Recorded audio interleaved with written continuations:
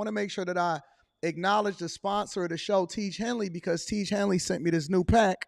They sent me the new Tiege pack, so I just literally pulled the paper out, got it out of the mail, and I started going through it, and I got a little bit more excited than I should. You know what I'm saying? So they did send me the Tiege pack, and I don't even know what this is yet. So I'm assuming this is what you get when you first order your Tiege, and I don't know what this is. Oh, this is dope. This is absolutely dope. Is this a nail kit? Ladies, get this for the fellas. Fellas, don't wait for the ladies to get it for you. This is free. This just comes with it. 30% off your first order, plus 20% off for life. Literally. Oh, snaps. I didn't know that they were sending it like this. Real talk. So this is the nail kit that they sending you. All right. So now you ain't looking like a dusty. This is a free gift straight from Tiege for the people that ordered the Tiege. They got the small one for the little hands like mine's. They got the big joints for your toenails. And then they got the joints at the bottom too. You know what I'm saying? For y'all that's a little bit more crustier than usual. All right, so that's one of the free gifts that Tiege got inside of the pack. And then, what is this? It says, squeeze a quarter-size amount of Tiege Hanley body wash on the center of the wet bristles. Lather, scrub, rinse, and repeat for the perfectly satisfying wash every time. So that's inside of there also, right? Ooh, I can get my rubber ducky on right here. You know what I'm saying? So shout out to Tiege for sending me that uncomplicated skincare for men. And then what we got in here? We got the actual Tiege pack, right? So this is the normal Tiege pack, but then they gave me the supersized joint for the people. They wanted me to show the people exactly what they got when they ordered that first Tiege pack, when you're getting your 30% off your first order, and then you get your free gifts. You get 2 free gifts, and then the 20% off for life. So the 20% off for life is a new thing. And dang, I ain't even got my keys on me to open this up. Maybe I can use the little nail clipper thing. I ain't got to buy no nail clipper for my new joint downtown. And then you get all of the washes, all of the scrubs, all of the AM, the PMs, and all of that stuff. So you got the whole thing inside of there for you to make sure you take care of yourself. But you got to make sure you take care of it every day. Right? We don't want to miss days. We don't want to be looking like dusties. It does not absolve you from being able to make sure that you brush your teeth. Brush your teeth. It don't fix the teeth problem. Don't fix you ironing your clothes. Don't fix you being able to take care of your business. But it absolutely makes sure that your skin is phenomenal, even when you go in between shaves. You know what I'm saying? So shout out to Tiege Hanley. We absolutely appreciate you. Thank you for continuing to hold us down. I might do an official Tiege commercial, but I like just talking authentically to the people. I like giving the people the authentic look of what it is that you're dealing with, and I want you to hear from me personally, because anybody can do that little pitch and they can make some little videos, but very few of us can actually speak to the products of exactly what it is that you're supposed to use. So yeah, Tiege Hanley, 30% off your first order, and then 20% off for life. That's the Anton Daniels pack, 20% off for life. Using any other Tiege pack, make sure that you go ahead and let that go. And make sure you tap into the link that's in the description and take care of it, all right? What's going on is Anton from AntonDaniels.com. I appreciate you guys for continuing to rock with me. Thank you for tuning in for another edition of the Millionaire Morning Show. I am your host, Anton Daniels, and I'm excited to be before you today. Shut that. I don't need y'all all in my business trying to understand what it is that I'm doing out here in these streets. Know how y'all are. I know how y'all are. Not my people, not the chasers, but the people that's a little dusty. I know y'all be out in these streets looking, paying attention, trying to see what's going on. Yo, I'm not even going to kid y'all. I've had the best week ever. This has been one of the best weeks of the year for me. No kidding. And it's not that I went anywhere in particular. Well, actually, I just got back from Atlanta, and my daughter and I had an opportunity to spend some extended time with her. And I was talking to her this week, and we were really, really bonding. And we have such a phenomenal relationship in that she calls me and she's like, yo, Dad, I need to get your insight. Yo, there's nothing better as a father than getting a phone call or your daughter tapping and knocking on your door and say, Dad, can I talk to you for a minute? You say, yeah, what's going on, baby girl? What's happening? And she said, I want to get your advice on something. There is nothing more fulfilling of all of the things that I've done in my lifetime, buying the cars, the homes, and all of that stuff. You don't get that feeling. You don't get that euphoric feeling. Man, listen, I've been to the casino and I basically won the equivalent of a luxury vehicle there as far as the amount of money that I've won on a table. Man, I've had runs. I remember one time I was sitting at a blackjack table, and I was over at Motor City in the high limit room, and I wasn't even at MGM. And MGM is usually the place that I would spend the majority of my time as far as getting people rooms and stuff like that. And this one guy, he won like the equivalent of like $128,000. And so we was just riding his wave and we was just playing the right way. And we wound up winning like almost $78,000. And that was years ago. But of all of the things that I've accomplished, won, been successful at, I don't care what kind of YouTube plaques that I done ever got.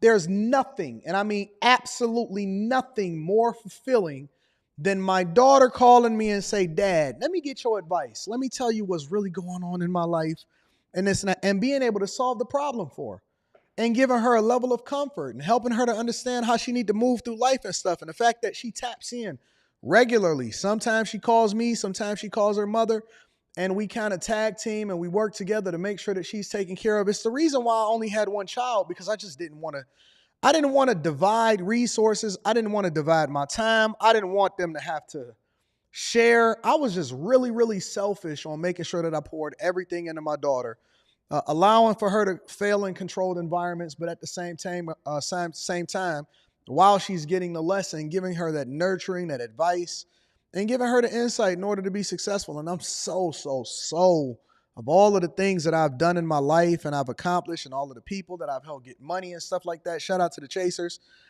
There's nothing more fulfilling than my daughter. That's it. Absolutely. Nothing more fulfilling than my daughter and her calling me. So, aside from all of the good stuff and the good news, I haven't taken no L's, no problems, no trouble, no issues, no anything, just all success, good energy, people with good spaces. Everybody is just doing well in my life. All of my people that live stream with me, all of the people that work with me, they doing well when I check in on them and I see how they going. And hey, listen, how can we pour more into you? How can I help you? What is it that I can do as far as using my platform and maybe my influence and maybe my resources in order to continue to promote you? Everybody in my circle is doing well, and I'm just very appreciative of that. Very appreciative of that. And so shout out to my Chasers. I would tell you guys to go and subscribe to the Patreon.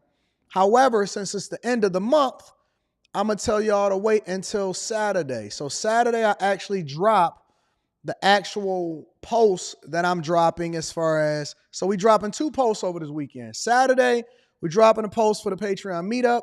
Sunday, we dropping an exclusive video. And then next week, we got a stock club for the people. And so we're going to continue to run it up. So don't join the Patreon today, but put it on your calendar. First thing, Saturday morning on the 1st, the best day to join the Patreon is the beginning of the month. The best day to join the Patreon is the beginning of the month. So I'm not telling y'all to join today, but I am telling you that if you were looking to ride out with somebody with good energy and a group of people that's going in the direction that you're going in, make sure you tap in on Saturday, the 1st, right? June 1st. It is almost June, almost at the beginning of the year. What's up, family? I see all of y'all in the chat. My dog, Eric Daniels, Wealth Building Journey, Era Smitty, your car, Kojak, Azriel, Lori, McCole's Wellness and Fitness, Prince Lien, K Cooper, everybody, all of y'all. What's up, sister, Azriel, Ari Reed, all of my friends. I love y'all. My dog, Mr. Lot. I see you, Mr. Lot. What's happening, friends and family? I love y'all. I appreciate y'all. Are y'all ready to get started with the show? No morning monologue today. No morning monologue today. We just going to get to it because I don't know how long it's going to take for me to review a lot of this stuff that we got going on. We got guys that's getting kicked off of their flights while black, and it was reported as having an odor. We got a guy that showed up to court. Apparently, he decided that he wanted to drive without a license while appearing in court in front of a judge for driving without a license. We got Robert De Niro out here being a Biden supporter and getting into it with bystanders. A guy bought a Subway franchise. He want to break down how much money he making, and so I want to dive into that as a person that's a fellow restaurateur myself. Lots going on. So I appreciate y'all. Love y'all. Let me read this super chat. My first super chat of the day. Shout out to Levite Apparel. I appreciate you. Says another one. Another the good Lord. Another one for the good Lord. Give us the opportunities. Shout out to Levi Apparel. I appreciate you for holding me down, my friend. I also want to give a shout out to my dog, Mike That Dude. Shout out to Mike That Dude on Cash App. Is one of the most consistent, helpful, and thoughtful people that I've ever run into in my entire life. Thank you, Mike That Dude, for always holding me down. And all of my friends and family and you guys for hitting a like for the algorithm, subscribing to the channel, and turning on your notifications. We're going to try to keep the show within 2 hours.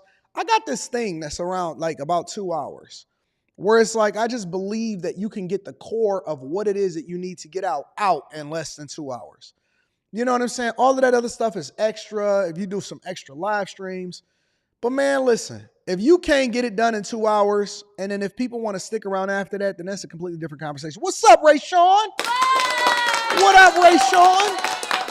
If y'all can't get it done in 2 hours, if you can't get your full thoughts out in 2 hours, and I put on a show by myself every single day, if you can't get it out in 2 hours, then you didn't do a good enough job in putting your message together. You know what I'm saying? So without further ado, we're just going to go ahead and get straight into it. What do we talk about? When do we talk about it? Quick hits, ladies and gentlemen. Quick Hits is a segment of the show that we want to make sure that we give you the information of what's going on very briefly about what's going on across America. And although I don't do full segments on Chicago anymore, I got to keep y'all up to date on what's going on in the Windy City. So shout out to my people over in Chicago, Crime Haven. Shout out to Chicago. They got over 24 armed robberies in the city. Take a look. Topping the 10 tonight, a reminder to always be aware of your surroundings. Chicago police putting out an alert about armed robberies. They're connecting 15 different crimes in the last 2 weeks, including this incident in Wicker Park. A man was shot trying to stop a robbery outside a popular bar. CBS 2 is always investigating. Our Darius Johnson live for us in Roscoe Village tonight, where several of the victims were robbed. Darius? Hey there, Joe and Erica. Good evening to you both. I can tell you just 2 blocks from this Chicago police station, 2 separate early morning armed robberies happened within the last week. And the alderman says that armed robberies are up in this area, and the neighbors who live around here, they're calling on police to stop it. For the last 2 weeks, Chicago police have been trying to catch up to the men behind this string of crimes. 15 armed robberies, to be exact, over the last 2 weeks, all targeting the northwest sides of the city. The string started May 14th, just after midnight. A person shot 2013 West North Avenue. But it was the one on May 17th in the 2200 block of North Avenue outside Estelle's where police started to connect the pair. I agree. Them S's is really carrying. It's a lot of whispering in them S's. I noticed it too. I'm trying to ignore it so I can get to the core. You know how easily I get distracted, and I'm trying to ignore it so I can get to the core of the message, but I see a lot of Estelle's. It's a lot of sass in those S's. But let's pay attention, y'all. Let's not get distracted. Police say 2 women were standing outside when a silver car pulled up and tried to rob them at gunpoint. A man stepped in to help and was shot by the would-be robbers. He was left in critical condition. The crimes continue north to Avondale and Roscoe Village. Around 5 a.m. on May 24th at school in Keeler, police say 3 to 4 men hopped out of a stolen dark-colored Dodge Durango in dark clothing and ski masks. They approached a man with handguns, made him unlock his phone, and hand it over. Neighbors say it happened at this fire hydrant. Blocks away, also on School Street, this time in Roscoe Village at 5 a.m. The same thing. I feel like we need more police presence in this neighborhood. 5 a.m.? Y'all robbing people at 5 a.m.?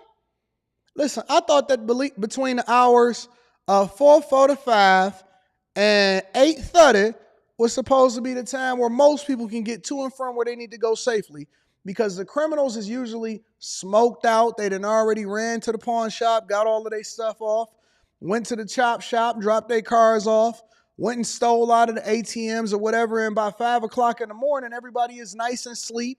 Some people waking up. The good folk is getting out of bed and getting ready for work, and they trying to get to where they got to go. I didn't know y'all was still robbing each other. Y'all putting in extras? Y'all putting in overtime in Chicago? Hold on, dog. Hold on. You know it's bad outside in these streets, in the streets of Chicago, when they're putting in overtime in order to make sure that they get your wallet, your cell phone, your keys, and your jewelry. Good God. Amy Lindsay has lived here for 11 years. She moved here for safety, but she doesn't feel that way anymore. You know we're safe scared, in the city. Don't want to be out, walking the dog early in the morning or late at night because of this. In the last few months, she says her car was shot up, leaving her on edge like other neighbors, which is why she now attends CPD CAPS meetings to make her voice heard. As crime ramps up, she hopes police will take their suggestions that involve more policing and more security cameras. They short 2,000 police officers. Chicago, admittedly, is short over 2,000 police officers. Guess who we have not heard from in a long time? Hey guys, this is Mayor Brandon Johnson, and recently we were in court, and we went up to the Illinois governor's office, and the goal was to raise money. And I had been meeting with the archdiocese, and we were having conversations about large gatherings and the migrant crisis. And one of the things that the archdiocese and all of the church leaders of the community are saying is that we need to raise more money and awareness so we can put towards research and development of reparations. And we need to make sure that we mimic what's going on in Los Angeles to tax the rich, give more money to the poor. I had got contacted by the member of the police department, and I hear a lot of you guys' cries for more of a presence inside of the streets of Chicago. And let me just say this. I hear your cries. I'm aware of the problem. I know that you guys are upset that we're removing ShotSpotter, but let me assure you this. We are listening. We are paying attention. We don't want you to be alarmed. We know that young people sometimes gather in close proximity, and sometimes people mistake them for criminals when these are just large gatherings. So, although our police department is down 2,000 members, and we have the Democratic National Convention coming to Chicago, don't be alarmed. Don't be alarmed. I'm going straight to J.B. Pritzker's office. I'm looking for the Biden administration. Greg Abbott is the devil. But this is what you elected me for. And so I'm asking you guys to trust the process. I'm still speaking. If you're going to ask me a question, you're going to have to allow for me to elaborate and collaborate and break down all the way down to its last molecule my answer. Now, if you don't like my answer, then it's important that you not ask the question. But if you're going to ask the question, then I suggest that you take my answer into consideration, ponder on it, and then come back to me if you have additional questions that weren't already answered in my first sentence. Okay? Thank you very much. We haven't heard anything, and I mean literally nothing. I don't know where this guy is hiding. I don't know what he's got going on, but Brandon Johnson is getting out of Dodge. He is getting out of Dodge. That's what's going on over in Chicago, ladies and gentlemen. Gird up. But J.B. Pritzker, let's open this up. Let's go not to just Chicago. Let's go to J.B. Pritzker. Let's go with the whole state. What is Illinois doing as far as making sure that they align the budget with not only what's going on with the police department, but also we need an update on the Chicago Bears. Are they allocating money in order to keep these Chicago Bears inside of the city? I don't know. Let's see what's happening in these streets, man. And Chicago is getting more money from the state for public schools and migrants, but it comes at a cost. Political reporter Paris Schutz has the latest on what did and didn't get done in Springfield. Those lawmakers are all finished with their business. Paris. And Scott and Dawn, Governor Pritzker is taking a victory lap today. His $53 billion budget passed the House that super chat shortly as the sun was rising this morning. That spending plan includes $350 million in new money for public schools across the state, $187 million for the migrant crisis, in addition to $400 million in migrant health care. So, Chicago, well, not Chicago, I'm sorry. Shout out to sister. Illinois has an over $53 billion with a B, $53 billion budget for the state, okay? They're allocating the equivalent of $350 million in public education, $587 million for migrant health care. What? Wait. Let me back this up. There's no way that I just seen this and I'm reading it the way that I'm reading it. That spending plan includes $350 million in new money for public schools across the state, $187 million for the migrant crisis, in addition to $400 million in migrant health care. So how to pay for it? So that'll come from $200 million in new taxes on sports gambling and $526 million in capping the amount of money businesses can write off. Oh my God. Who is managing? Yo, y'all not appalled? Y'all not appalled? Honest to God. Listen, all jokes aside, are y'all not absolutely disgusted? If y'all not disgusted with a lot of these liberal mayors and these liberal governors and these liberal cities in the way in which they spending y'all tax dollars, okay, I get it. $350 million in educating the children. I'm with that. I have no problem whatsoever. $500 million in migrant health care? What? That's a part of the budget? $587 million in migrants health care and migrants in health care. Whoa! No way. No freaking way. And then they want to cap. Listen, you got business expenses. This is how much money you got to write off in order to continue to run your business. And they're limiting the amount of money by 5. Listen, you can't write off more than this amount of money on your business taxes, even if it costs you more in order to run your business. So they basically running businesses into the ground. They continuing to tax y'all. They trying to raise money by gambling on sports betting. And then they still operating at a shortfall because they got more than $587 million for migrants and healthcare. Jesus Christ. Good God. No way. No way. No way. Unreal. Whoa. Listen, y'all. I'm looking at this for the first time just like y'all. $53 billion budget. $53 billion budget. I wonder what else is in there. I'm going to have to do a deep dive on Friday. I got to do some research on Friday. I'm curious. I need to go over every state's budget. I want to go and see where all of this money is going. And this is one of the things that we don't see from these news shows because a lot of times they spend more time on things that don't add value into your life versus things that actually is more meaningful because you need to know where your money is going. When you look at your paycheck and you're trying to figure out, man, I worked all of these hours. I worked 80 hours of overtime and I'm trying to provide for my family and all of this money is just going to the state for them to do what they want to do. $587 million in migrants and healthcare? Jesus Christ. This document was passed largely on a party line vote, and today Governor Pritzker said he believes the state is on the right track. We balanced the budget for 6 years in a row now. We paid down all of our short-term debt.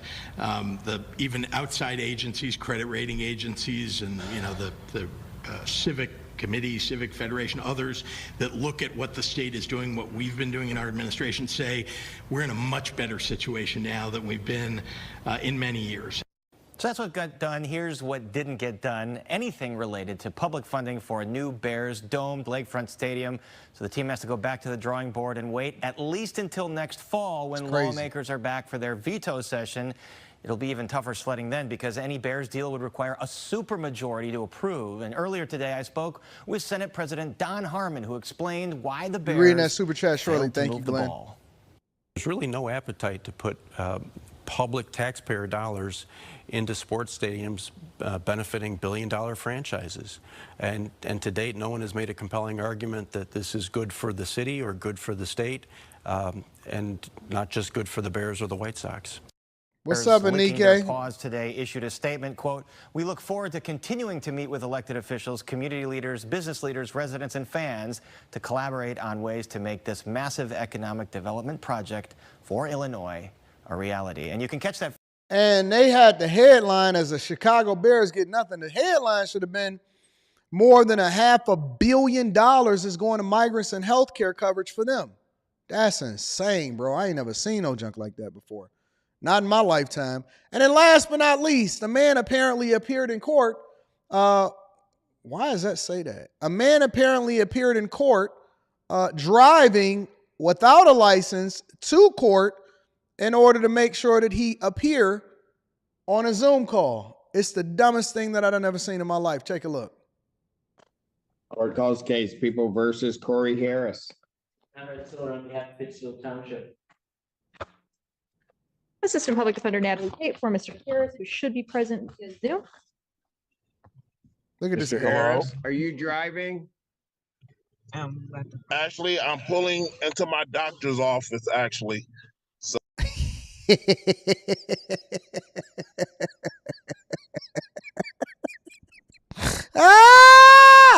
And I hate to say it, but this is actually in Michigan. This is actually, hey, somebody get Corey Harris on the line. He might be in jail right now. So just give me 1 second. I'm parking right now. Look at the judge. Look at the judge. Hey.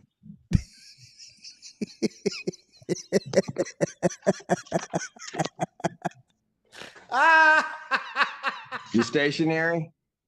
I'm pulling in right now at this second. Yes, I am. All right. What are we doing? Your Honor, we are respectfully requesting an adjournment in this matter, up possibly 2 to 4 weeks if the court would allow. Oh my God. This is the funniest thing I've ever seen in my life. So maybe I don't understand something. This is a driving while license suspended? That is correct, Your Honor. And he was just driving. And he didn't have a license.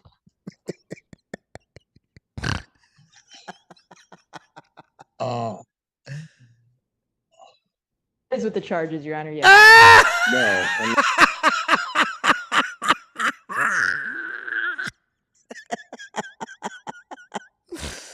Oh man, this is the dumbest thing that I've ever seen in my entire life, bro. Yo, you know what the funniest part about this is because not only are y'all oblivious, right? These are like this man, I would guarantee you that this man probably got children. He probably got girlfriends and people on the side. You know, he probably out here having sex and procreating and y'all going ahead and giving him box and stuff like that. This man is driving on a Zoom call while in court for driving on a suspended license with a suspended license. Jesus Christ. Looking at his record, he doesn't have a license. He's suspended and he's just driving. That is correct, Your Honor. Look at him with his mouth open. Oh. He raised his hand. Look, he raising his hand. Raised his hand. Hey, can I speak? This is an idiot, dog. Oh, he deserved all the jail time in the world, bro. Just give him the maximum. Hello? He said hello. Hello? I'm in a mess. Hello? I'm in a Mr. Harris. I can't even hold my ladies accountable for not wanting these type of men. I can't even hold my ladies accountable for this one. Ladies, you win today. Look, I'm going to be honest with y'all. Ladies, y'all won this week. In the gender war on week ending May 31st, tomorrow. Gender war week ending May 31st.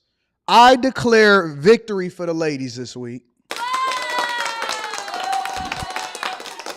I declare victory for the ladies this week. There's no way that I'm ever going to advocate for a woman to submit themselves to this man that's this oblivious about life. There's no way. My equal accountability board says ladies win week ending May 31st, 2024. Nowhere in the world that I could ever justify a lady submitting themselves to this type of oblivious idiot. And then he said, hello? Hello? I'm into Mr. Harris. Hello? I'm into Mr. Harris. Jesus Christ.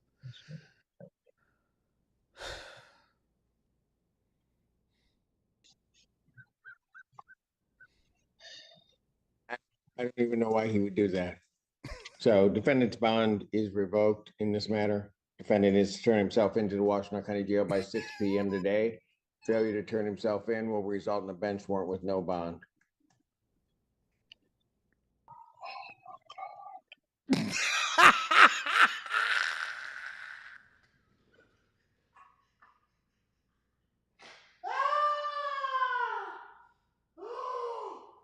Oh, man. Oh, the dude hit the judge with the, oh, my God.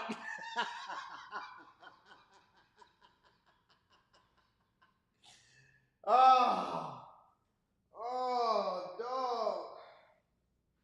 Man. Oh. Somebody get Corey Harris on the Millionaire Morning Show. I want to talk to him tomorrow if he got out of jail by now. Judge revoked his bond, so he probably still sitting in there. Somebody get Corey Harris. Anybody in the chat. Tell Corey Harris to call me on the Millionaire Morning Show. I'm interested in finding out his side of the story. I want to know why he was driving to his doctor's office in the middle of a Zoom call.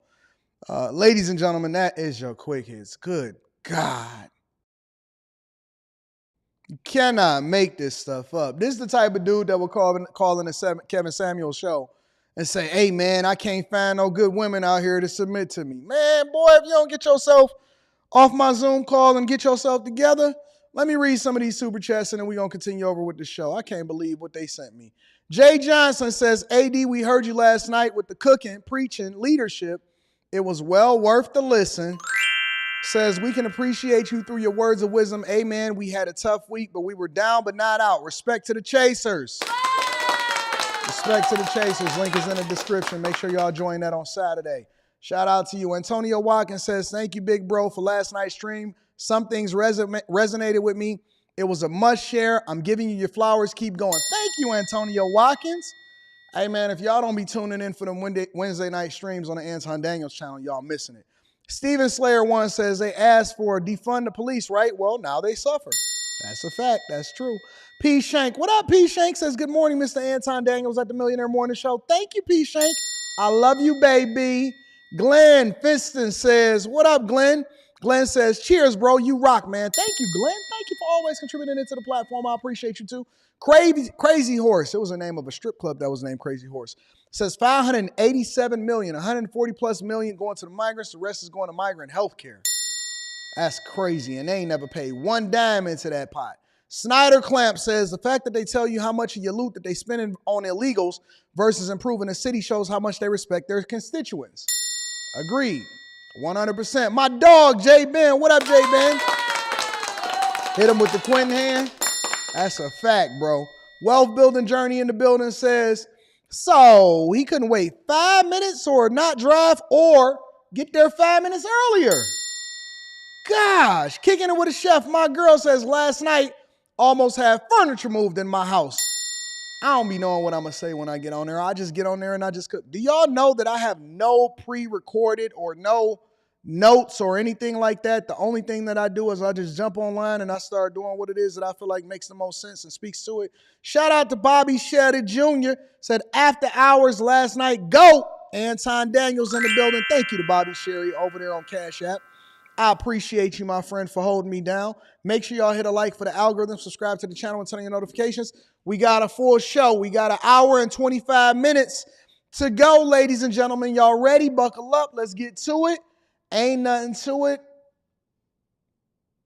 but to do it. Let's go. So, first things first, before we get to the other stuff that's happening in the streets, we have so much to choose from. But the first thing that we want to have a conversation about in the news is making sure that you guys know what's going on in your liberal cities, because it's not just Illinois. It's not just Chicago. Shout out to Big Pressure. I'm definitely going to be reading that super chat shortly. But it's in all of these states and cities. Not only does California have a budget shortfall, but Oakland, with my girl Shang Tsung or Shang Tang or whatever her name is. Shang Tang is out here with a budget shortfall of the equivalent of $117 million. $117 million in a budget shortfall. Do you know what that means? Do you know how bad that is? I do. Let's have a conversation. The Oakland City Council is meeting today to discuss the budget for this fiscal year. Mayor Sheng Tao released her budget proposal last week, announcing the city is facing a $117 million deficit for this fiscal year. As the council prepares its own version, ABC 7 News reporter Ryan Curry heard from two community groups divided about what should and should not be cut. Fiscal disaster! Fiscal disaster! Pointing the finger at city leaders while Oakland faces a Look at the people that's on the list. Do y'all notice what it is? Do y'all notice what it is? These are the people that we advocated for diversity, equity, and inclusion, and the ones that Melinda Gates is trying to support. They said, listen, we need Shang Tsung, the mayor, Nikki Bass, council president, and Carol Fife, council member. Diversity, equity, and inclusion does not mean that they actually qualify for the position. $1 million budget shortfall. That is top of mind for this group. Number one is public safety that needs to stay taken care of, but expanded as well. The Oakland City Council is meeting Wednesday to discuss the budget for this fiscal year. Last week, Mayor Sheng Tao released her version of the budget, which mostly relies on hiring freezes and money from the Coliseum sale to close the deficit. Listen, you know how I know that people don't know what they're doing? I'll give you an example, right? They're relying on monies that is unsustainable in order to be able to close the deficit. So the way that budgets work is very similar to what happens inside of your household, right? Let's say you have an ongoing expense or ongoing expenses that you know is going to be extended beyond this year, beyond next year. And so it's just a part of the budget, right? Whether it's housing, cell phones, the water bills, maintenance, whatever it is. If you do your household budget, I'm going to try to break it down from a C-student's perspective, right? You do your household budget or you do the budget for your business. There's ongoing expenses. There's rent.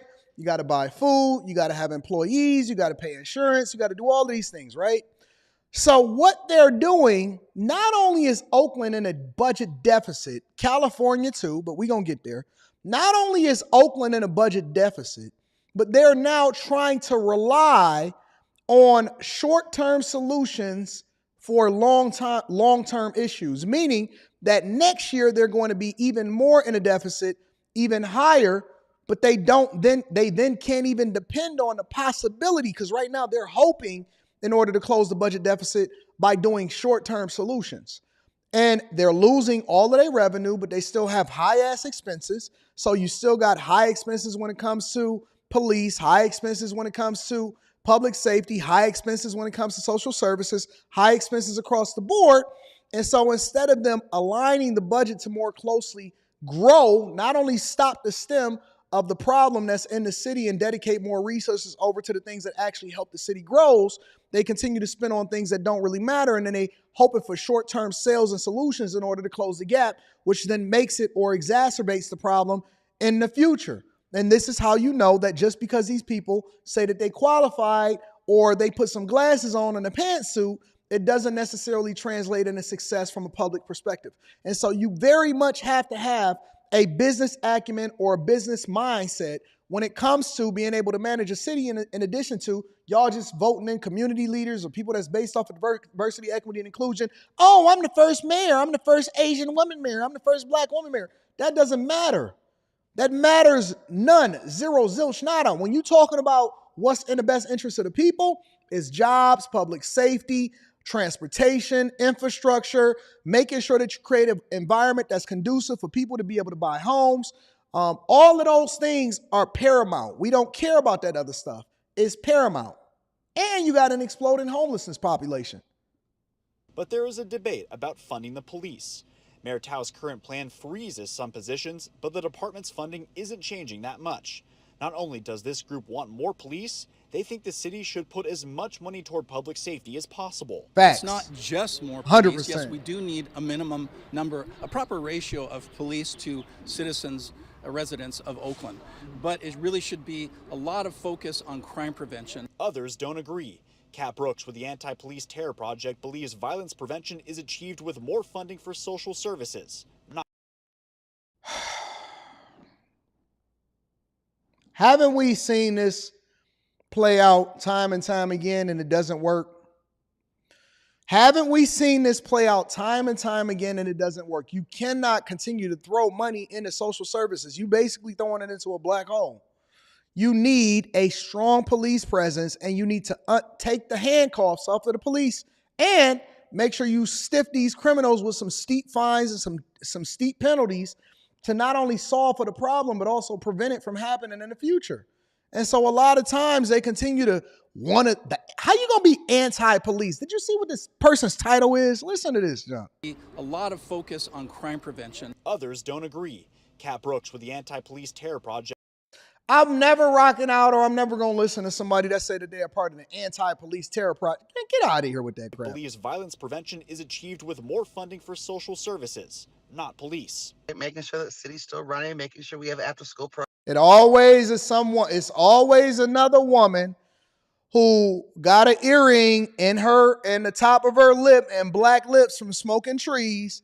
That's going to sit here telling you inside of their car how it is that you're supposed to run your city. And y'all going to just replace her with her because she sound good and it makes it seem good. Oh, no, we need more social services. Bro, you need to get your life together and stop committing crime. Programs, making sure that people have social services and resources, and we keep divesting or not investing in those things, and we continue to invest solely and only in the carceral state. We reached out to the mayor's office for comment, and we're waiting to hear back. Last week, she said the main focus was keeping public safety funded. In order to close our current deficit, I directed City Administrator Justin Johnson to propose a fiscally responsible but mid-cycle budget adjustment that prioritizes essential services. City Council member Dan Cobb says he doesn't want to take funding away from the police department. Certainly retaining our public safety personnel and making sure that we're not dropping that down is critically important. Listen, anybody that says that they want to cut public safety funding, anybody that's saying that, yo, we got to figure out how we can keep our police department, anybody that can leave should leave, and make sure you change your voting patterns on the way out the door. This is what's really happening with regard to the budget, in addition to the homelessness crisis that's happening over in Oakland. Check it out. The city of Oakland is facing a projected $177 million budget deficit, and some worry that will mean cuts to programs that help the unhoused. The numbers show the homeless population in Oakland grew by 9% over the past 2 years, while other nearby cities in Alameda County saw a drop in homelessness. Berkeley was down 20%, Emeryville saw a 59% drop, and Piedmont, they were down 93%. Now, that's according to the county's point-in-time count.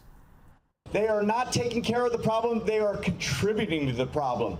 And this is a problem. This budget cut is only going to make it worse. A group rallied outside Oakland City Hall today demanding city leaders be held accountable. The city has received millions in state funds to help deal with the homeless crisis, but demonstrators say they've not seen any results. So we reached out to Mayor Sheng Tao for comment on this, but have not heard back. And people living in the city's Fruitvale neighborhood are worried about a growing encampment there. Police say the trash, abandoned cars, and other debris are just too much to deal with, and they can no longer walk there. The area in question is on East 8th Street between Fruitvale and 34th Avenues. It began with a single RV parked along the sidewalk and has grown since.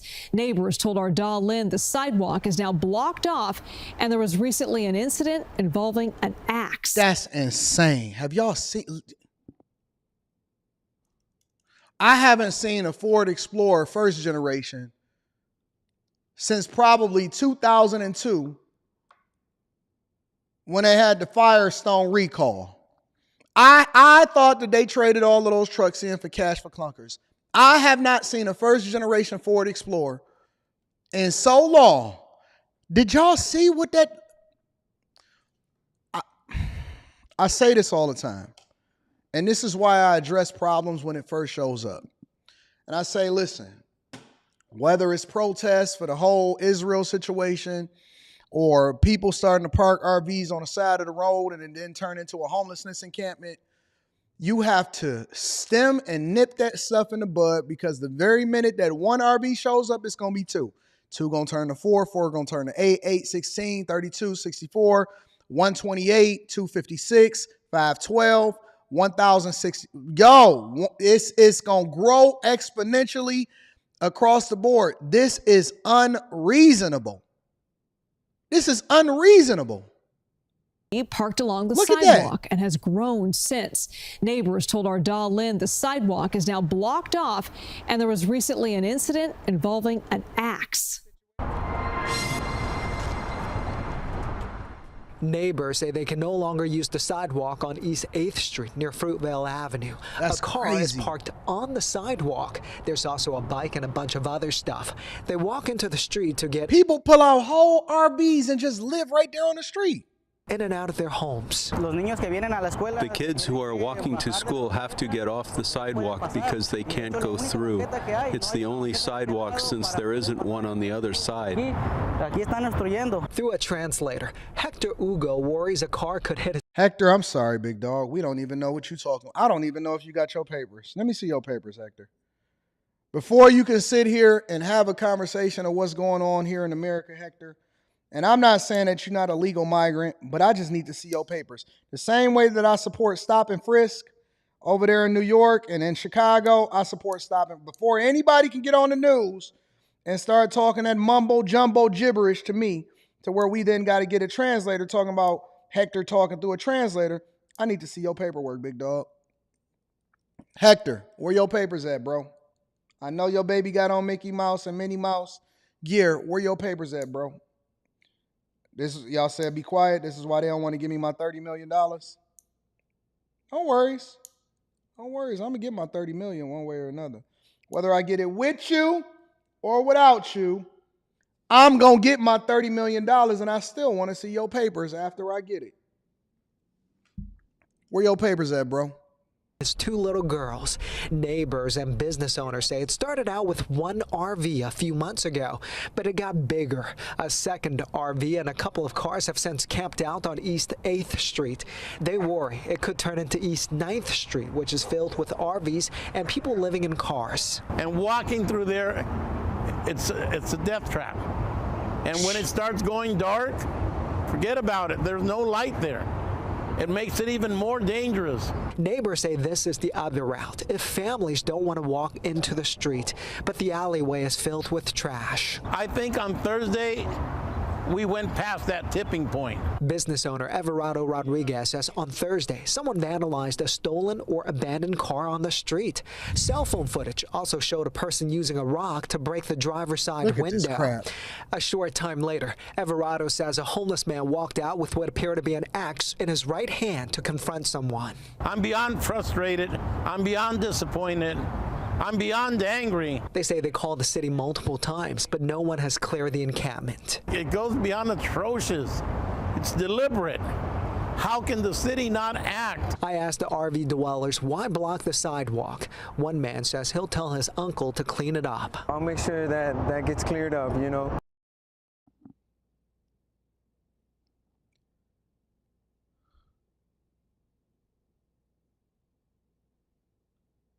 But no, you're right, absolutely.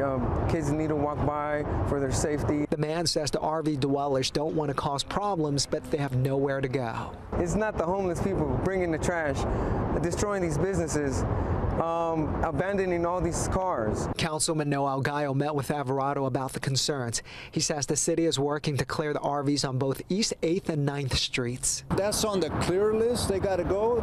This guy that started, he's from Missouri, Canada, all over the country coming into Oakland because we're allowing that behavior to happen. This shouldn't be on that street.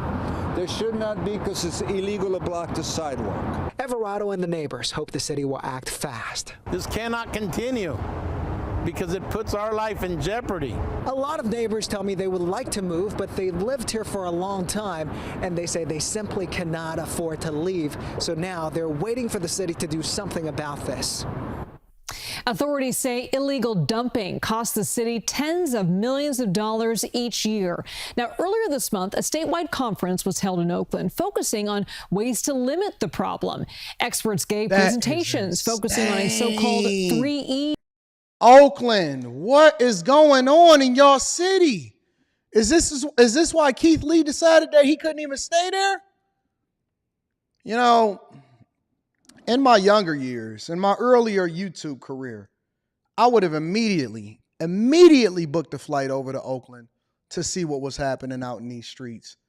But in my later years, once I got past 40, I was like,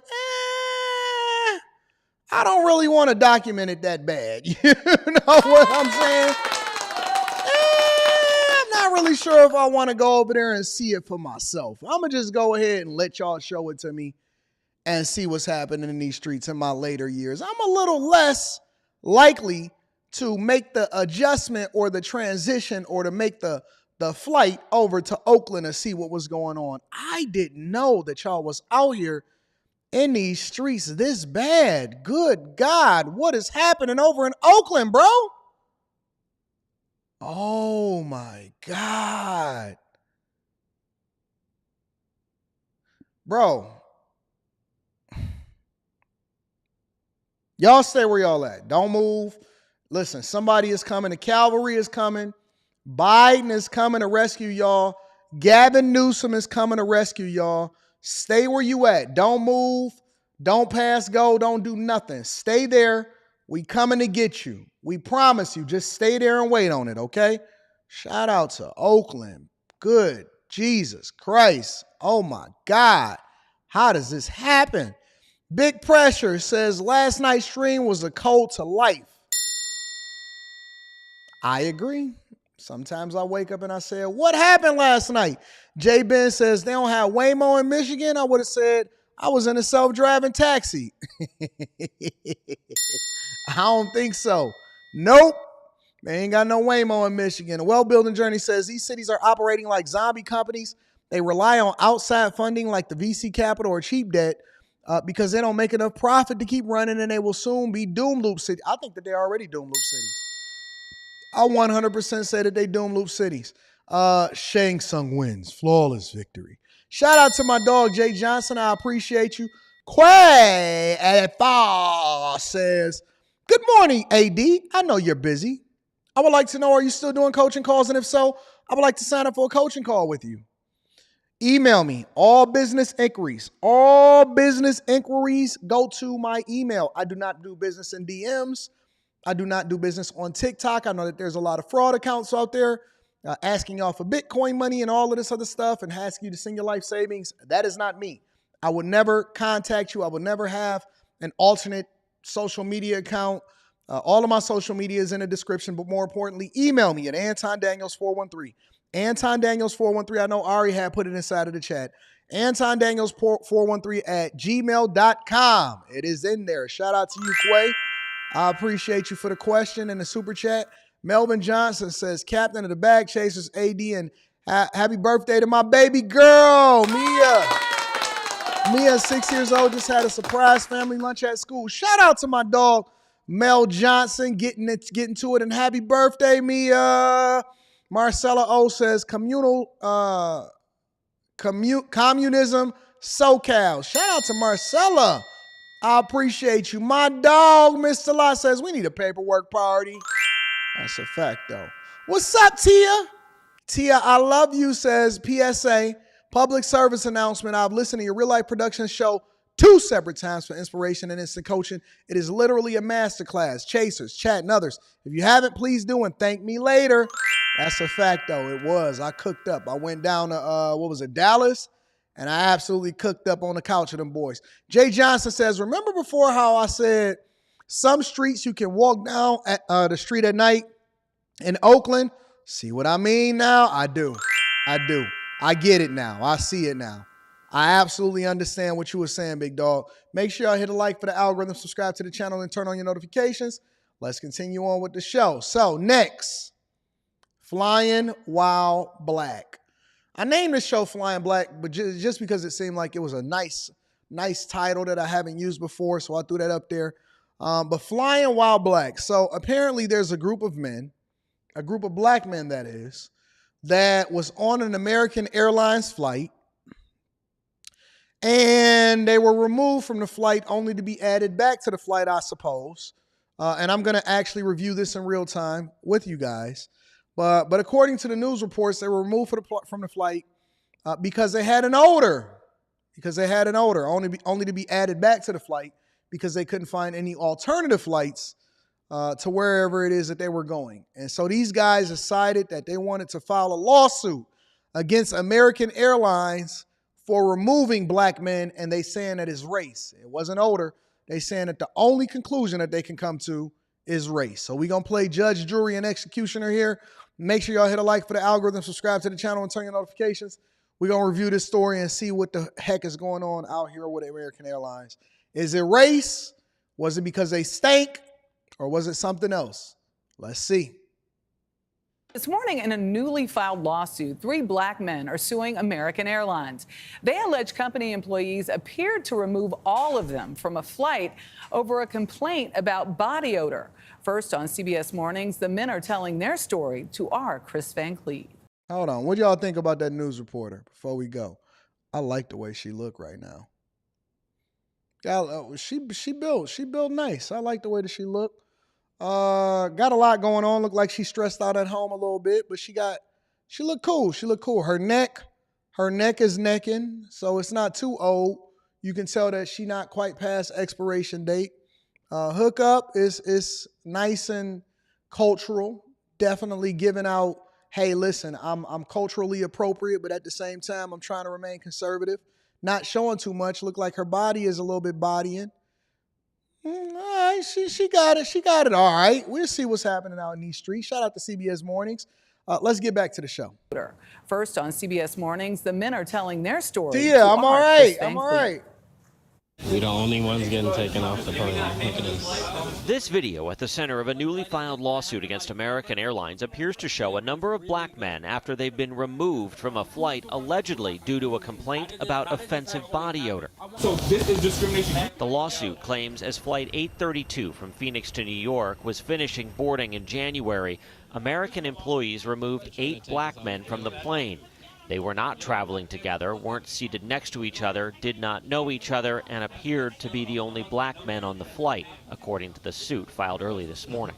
As I got my things and walked to the front of the plane and made a left to the jet bridge, I noticed that there was 7 other black men. And that kind of was like, okay, what's happening here? For plaintiffs Emmanuel Jean Joseph, Alvin Jackson, and Xavier Veal, Flight 832 was a connection. They'd taken an earlier flight from Los Angeles without issue. It was just black men, so I started freaking out. I pulled out my phone to record everything. At any point, did somebody from American say to any of you that you had an offensive odor? No. The lawsuit claims over the course of about an hour, the men were kept in the jetway and then moved to the gate area where they were told they'd be rebooked on another flight to New York later that day, and alleges an American employee indicated the complaint about offensive body odor had come from a white male flight attendant. A gate agent seen in the video. Let me ask y'all a question. Before we continue to see this and we see whatever it is that they got to say, and I got an alternative video to see if it's anything that we missed, because I always like to tap into multiple sources just to make sure that we all on the same page. Let me ask y'all a question. and this is just me personally, is it always race? That's my question. Is it always race?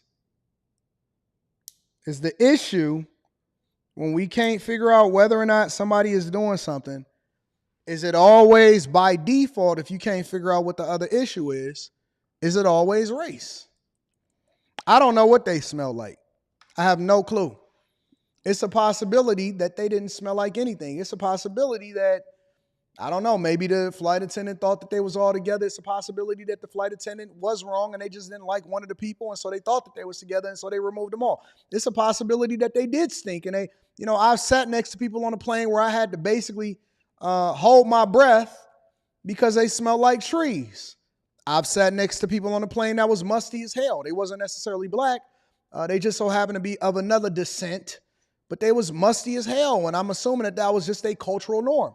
But my point is that when something happens to people by default, do we always say that is race? Just asking. I'm always asking a question because I know that everybody else is afraid to. Video at one point seems to agree race was a factor in the men getting pulled off the flight. Just because of the color of my skin. Okay. I do not disagree. But when another flight to New York couldn't be found, they were put back on the same plane. Had to go back on the plane with everybody looking at us, for me, very uncomfortable. Everybody staring at me. Me and all the other black people on the plane were just taking off. I knew that as soon as I get on that plane, a sea of white faces were going to be looking at me and blaming me for their late flight of an hour. Their lawyer, Sue Huta, says American declined to give her clients any answers about what happened in Phoenix. Well, of course America ain't going to answer if it's a It's lawsuit. inconceivable to come up with an explanation for that other than the Smart color move, of their guys. skin, particularly since they didn't know each other. Never nothing smarter than to get you a white counsel when you're dealing with what you saying is a race issue in a lawsuit. 100% smart. And I happen to think that some of the biggest bulldogs in law just so happen to be white women, as we've seen from the Fonnie Willis trial and Nathan Wade. But smart move, gentlemen. Each other. They weren't sitting near each other. It seems fairly apparent that race was part of this dynamic. The lawsuit cites other recent incidents where passengers have alleged being discriminated against by American and a 2017 NAACP travel advisory urging members not to fly the airline. It was lifted about 8 months later. We were discriminated against.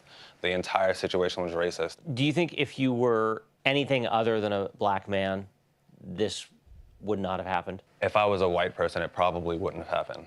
I think they would have walked past like the other white passengers that were there. CBS legal analyst Ricky Kleeman. The plaintiffs may really have no interest in money, and they may have a sincere interest in making a public statement about racial discrimination by a major airline. Is this kind of case a tough one to win at trial? The question at trial. Well, of course they're not looking to go to trial. Hopefully, if you file a lawsuit, whatever the settlement is, that's where you're looking for your reparations for this particular situation, right? Really is about what are the protocols of American Airlines. And they better have some, and they better have done something with these particular employees in terms of discipline after this action.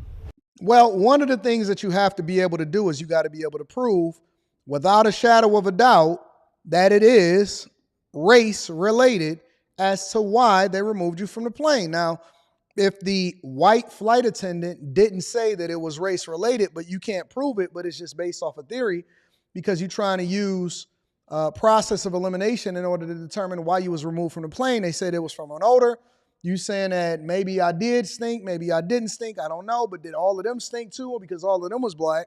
And I'm not saying that it wasn't race, but basically you have to make the case based off of assumption and not based off of concrete proof and evidence. It's hard to prove that somebody did something to you based off of race and said, unless they used the hard ER when they were slapping you in the front of the face. Let me look at it from another angle and see if we can get any additional context from this before we convict or we say that they have been not found not guilty in the court of public opinion here on the Millionaire Morning Show. 3 black men from Brooklyn are accusing American Airlines of racial discrimination. They say airline employees removed them and 5 other black men from a flight from Phoenix to New York because of a complaint about body odor. CBS 2 investigative reporter Tim McNicholas has a copy of the federal lawsuit they filed today. We're the only ones getting taken off the plane. Look at this. The 3 men suing American Airlines say they didn't know each other and were not seated together, but they all found themselves in the same spot when, according to the lawsuit, an employee directed them and 5 other black men off the plane just before takeoff on a connecting flight to JFK. As I got my things. All right, we've seen all of this. We don't need to see it again. It's going to be the same sentiment, the same story. Let me see if there's anything else that we can get out of this. To agree with their concerns. Investigating the matter as the claims do not reflect our core values or our purpose of caring for people. The men say American could not find another flight to New York for them, so the all right, we got all of this. We don't need to see anymore. It is what it is. So the problem with this is, well, one thing that they should do is they got to look into the history of the flight attendant to see, you know, how many people that they've removed or if they've had any other similar incidents to this. Because if they have, then it's an easy thing for them to be able to solve for, or an easy way for American Airlines to be able to settle based off of it. Do I think that these guys are going to get anything meaningful out of this? Probably not. Absolutely not. They're not. Do I think that they're looking for a quick settlement or that the lawyer is looking for a quick settlement? Probably. Is it because of race? Maybe. Is it because one of their breath stank or because they had an odor? Possibly, but it's hard to prove that this is race related in the court of public opinion or in the court of law. So I don't know. I don't know, man. It's a weird situation. I think that the only reason why you can kind of justify it is if none of them knew each other, or a lot of these guys didn't know each other, but they was all removed based off of the fact that they were black, then you could come up with the possibility that it is race related. So that is what's happening over there in New York. These guys all from the same place. I'm guessing that they're saying not all 8 of them was from the same place, but yeah, it's a very weird situation. I think that we could do a little bit better in trying to mine this out to try to better understand exactly what's going on. I'm not sure if it was race. It could be race. It could be somebody that got into it with the flight attendant. I don't know, but it's weird. It's very weird of what's happening out in these streets. Let me read some of these super chats and then we're going to continue over with the show. Shout out to J Ben. J Ben says, I got some Tiger Balm for her. She decent. How old is that newscaster? I'm wondering. Tim Duncan is in the building, says her name is Michelle Miller. She's 52 years old. Do y'all like cougars? Y'all like cougars? I kind of got a thing for cougars. Devastator says, Tiege, don't fix the teeth, clothes, or the shower problem. Make sure y'all get that Tiege Hanley, 40% off your first order plus 20% off of life. J Hub says, cultural must, and then he started laughing at me. It is some cultural must out here. And people be smelling like curry sometimes. I'm like, man, what are y'all eating? J Ben says, they bet not disturb my flight to the meetup. You know J Ben. J Ben is like 9 feet tall. No, I'm just kidding. I like fried rice. G says, what up, AD? I appreciate all of your content. Always keeps my mornings going. Always motivating. Thank you, my friend. I appreciate you too. Quay84 says, no, it's not always race. And also, we do not have the full information. All we can go off of in the court of public opinion is the information that we was given. Darius Abrams says, hey, Anton, I joined the Chasers this past Monday. I love Stock Club videos. I'm having trouble finding your paycheck splits video. What is paycheck splits? I don't know what a paycheck split is. As a 21-year-old entrepreneur, I appreciate your help. Go and look at my W-2s and my 1040s and all of that other stuff. There's videos all through there. It's like 70-something videos. I don't know. Send me a message on Patreon and then I'll look it up for you. You can also use the search bar inside of the Patreon also. Thank you, Darius Abram, and hopefully those Stock Club videos continue to help you. Tia Marie says, but wait, wouldn't they still stink if they put them on another flight? No, they put them on the same flight. They wind up just putting them back on the same flight. So it's weird. It's very weird. I don't know what's going on. I'm not sure if the flight attendant can say anything because they don't want to put American Airlines at a liability, but it's interesting. Let's continue over with the show, ladies and gentlemen. Robert De Niro You know, I'm becoming more and more disappointed in my OGs every single day. I wish these guys would just act. I do. I wish these guys would just act, shut up, do their roles, act, get out whatever energy that they got to get out on a TV screen or on a movie screen. But the more I learn about these OGs, is the more I start to get disappointed in them in their life. Real talk. I think that Robert De Niro think that he black. I think Robert De Niro think that he black because he was married to a black woman. He got finessed in court like a black woman would for a long time. Chad himself, I'm going to be reading that super chat shortly. You wild, bro. But anyways, Biden supporter, Robert De Niro, and when I say a Biden supporter, I mean an ardent Biden supporter, decided that he wanted to show up outside of the Trump trial in order to advocate against Trump and say some of the wildest things, and then he wound up getting into it with a bystander. I'm interested in meeting these guys. Man, how come I'm never the one that's in the vicinity to be able to cause or troll a lot of these guys in order to be able to make the news so I can get my $30 million in my CNN interview? Anyways, I like to tap into different platforms in order to give you a different perspective, not just Fox News, not just CBS, not just CNN, not just MSNBC, not just CNBC, not just these platforms. So we're going to look at it and we're going to try to mine out exactly what happened. I'm looking at it for the first time just like you guys. I love you. I appreciate you. Let's get it in. This is my neighborhood, downtown New York City. I grew up here and feel at home in these streets. I feel comfortable. The Twin Towers fell just over here, just over there. This part of the city was like a ghost town. But we vowed we would not allow terrorists to change our way of life. And we started the Tribeca Festival to bring people back. I love this city. I love this city. I don't want to destroy it. Donald Trump wants to destroy not only the city, but the country, and eventually he could destroy the world. What? All right, is this guy hired? Did they use some of their campaign funds in order to send Robert De Niro out there outside of the Trump trial? I don't understand. Why is Robert De Niro making a play outside or a plea outside of the Trump trial where his trial is taking place inside of New York City in order to advocate against Trump and for Biden? This is weird, bro. But we vowed we would not allow terrorists. He can't even read. I owe this city a lot. Wait. You're not just going to stop in the middle. He having him a Biden terrorist country, and eventually he could destroy the world. But we vowed we would not allow terrorists. I owe Alzheimer's. this city a lot. He's doing it again. And that's why it's so weird that Donald Trump is just across the street. Because he doesn't belong in my city. I don't know where he belongs, but he surely doesn't belong here. It's not your city? Isn't Trump from New York? All right, hold on. Where is, I don't know, Trump from?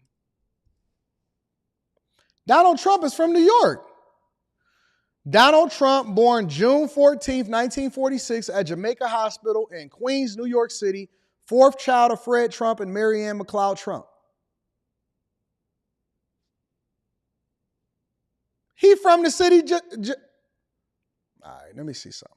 Now I'm getting curious. This is how you start going down this rabbit hole. Where is Robert De Niro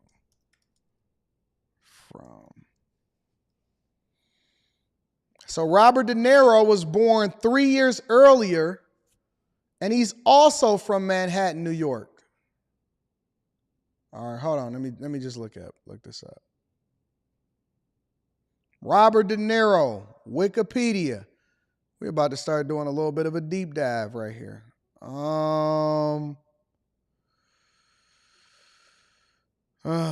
Early life and education. Robert De Niro, born in the Manhattan borough of New York City on August 17, 1943. Oh, so he's from there also. So y'all both from New York. All right, cool. New Yorkers used to tolerate him when he was just another grubby real estate hustler masquerading as a big shot. A two-bit playboy lying his way into the tabloids, pretending to be a spokesperson for himself. He was calling it as himself for himself. Did these guys know each other when they was growing up? Did they run into each other and they had a problem with each other? To fool the press into inflating his net worth. A clown. But this city is pretty accommodating. Dude got some we big make dudes room behind it. for clowns. We have them all over the city. People who do crazy things in the street, we tolerate it. It's part of the city, it's part of the culture. But not a person like Trump who will eventually run the country. That does not work, and we all know that. Anyway, we make room for clowns, to each his own. But no one takes him or took him really seriously. They take him seriously now, of course. But around the country, people who didn't know him as we did started to support him. They bought into his bullshit. Trump bought their votes with outrageous lies and empty promises. He got the most religious evangelicals to applaud a sinner who bragged about sexual assault, and who, just a couple of blocks from here, a jury found him liable for sexual abuse.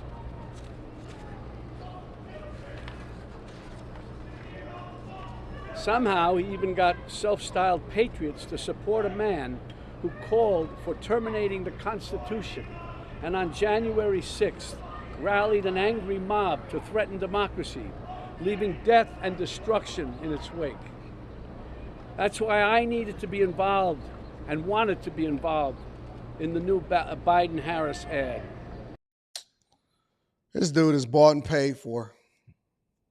This dude is bought and paid for, and he is a part of the whole Harris-Biden administration, and then now they send in celebrities. Look at all of those microphones out there. You got CBS, Fox 5, the AFP, and God knows who else microphones is out there. So they called a press conference, and they had already planned for him to be there, and then he pre-wrote his speech. Who knows who wrote it for him, in order for him to come out there and say whatever it is that he's saying. Democracy is letting the people decide for themselves who it is that they want to vote for. Because it shows the violence of Trump and reminds us that he'll use violence against anyone who stands in the way of his megalomania and greed. Greed? But it's a coward's violence. You think Trump ever threw a punch himself? Oh my God. Or took one? This guy who ran and hid in the White House bunker when there were protesters outside? No way. He doesn't get blood on his hands. No, he doesn't. He directs the mob to do his dirty work for him by making a suggestion. What? See, you know what? Honestly, I'm going to be honest with you. And maybe it's just because, yeah, he is talking like he's Sam Rothstein, like, dog, you an actor in real life. Maybe it's just because they older now, and so they feel compelled to be able to say whatever it is that they want to say when they want to say it, and they don't think it's going to be any repercussions that come along with it. But a lot of these OGs and these actors and stuff like that, they starting to really disappoint me, man. I used to love this dude. I loved him when he was Heat. I loved him when he was in Casino as Sam Rothstein. I loved, the roles that he played, but Robert De Niro is ruining my childhood, bro. An inference. And his gang grovels and follows his obvious order. It's no surprise that the murder rate and other violent crimes peaked under Trump and are falling under Biden. What? And now he's promising to use our own military to attack U.S. citizens. That's the tyrant. How much longer is he up here? That's the tyrant he's telling us he'll be. And believe me, he means it. When Trump ran in 2016, it was like a joke.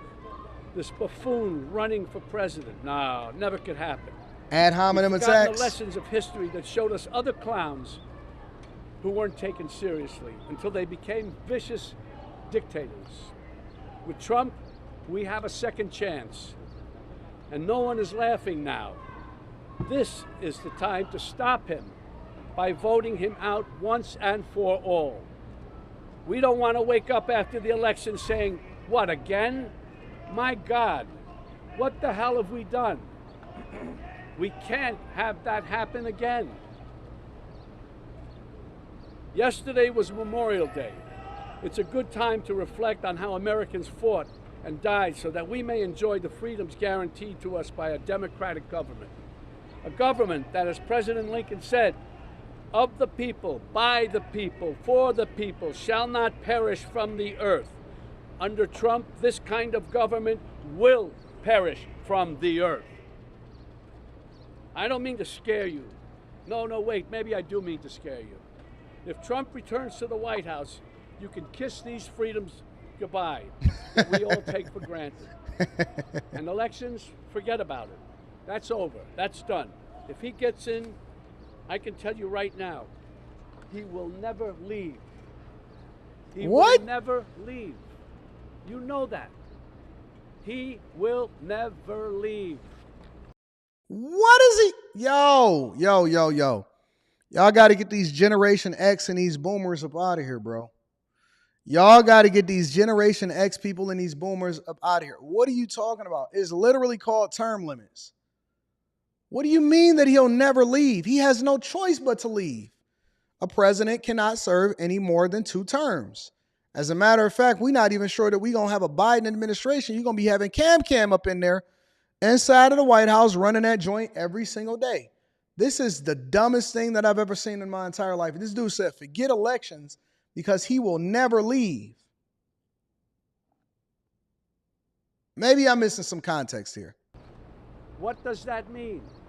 Is that the country we want to live in? Do we want him running this country and saying, I'm not leaving, I'm dictator for life? I hope this new ad campaign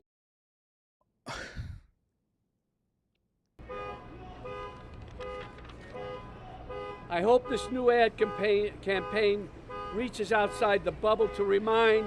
So this is an ad. Okay, so we got a different new way for us to create an ad for the Harris Biden campaign. All right, so I support this. Let me give a round of applause.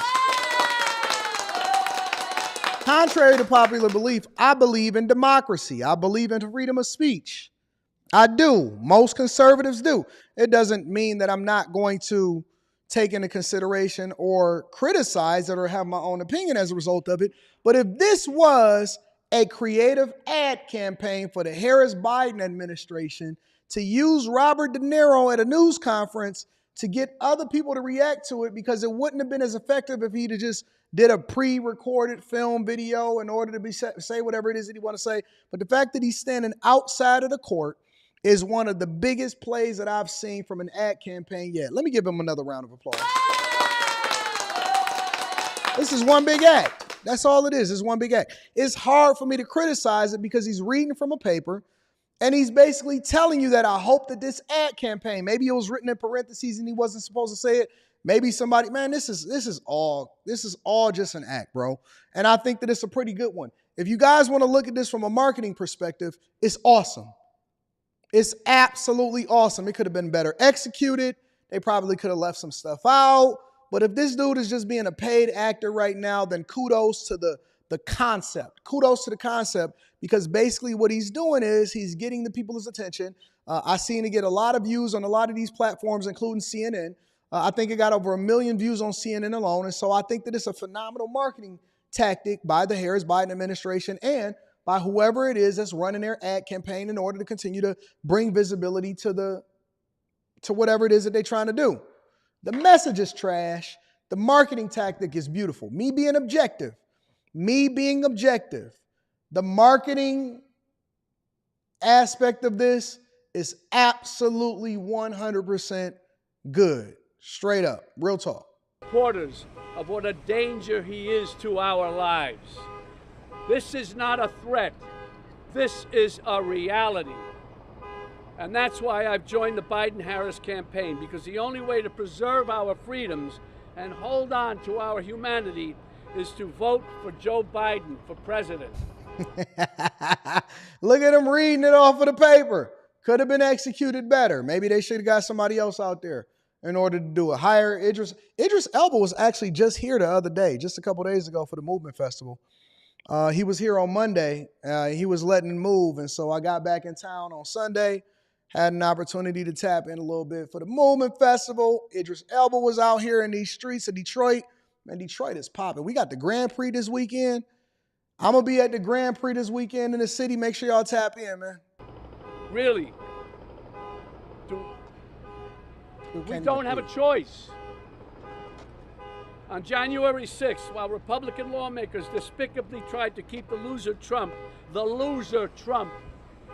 the White House, and Trump-inspired insurrectionists stormed the Capitol, brave men and women from law enforcement put their lives on the line to defend this country. Our democracy. They are the true heroes. These guys are the true heroes. They stood and put their lives on the line. Oh, they put paid actors in the back too? Look at these dudes. These dudes look like they are in a trance. I'm not even sure the dude with the tattoos on his neck even support Biden in the first place. And the guy with the suit jacket on, Sasquatch, he looked like he in a trance too. These lowlives for Trump. They lied under oath. They lied under oath. Right. Who lied under oath? What are you telling me? Those two traitors behind you. Excuse me? Those two traitors behind you. They lied under oath? That's right. What are you saying? They're traitors. They're traitors. You gotta, I don't even know how to deal with you, my friend. I don't even know how to deal with you. He don't want to deal with somebody that got a differing of opinion. That's what's so beautiful about this country. It's not just for you to be able to say what you want to say. Somebody else can have a difference of opinion. And they say, yeah, they lied under oath. Now what? I didn't know that this part was coming. I'm glad that I kept watching. They stood there. They didn't have to. And there were other ones in there who probably were in with them a little bit too, and they found a way to get around. Not these guys. They stood there and fought for us, for you. For you. Well, they weren't fighting for me. No, they fought for you, buddy. You're able to stand right here now. They are the true heroes. I'm honored to be with these two heroes today, from former Capitol Police Officer Harry Dunn and former Metropolitan Police Officer Michael Fanone.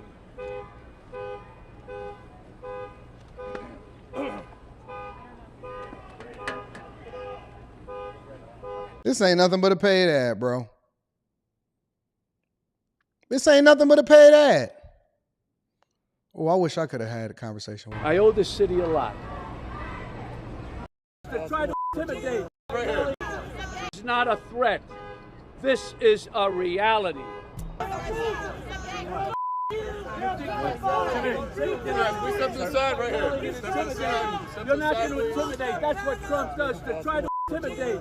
We are going to fight back. We're trying to do it. Nah, he called him washed up. Hold on, wait.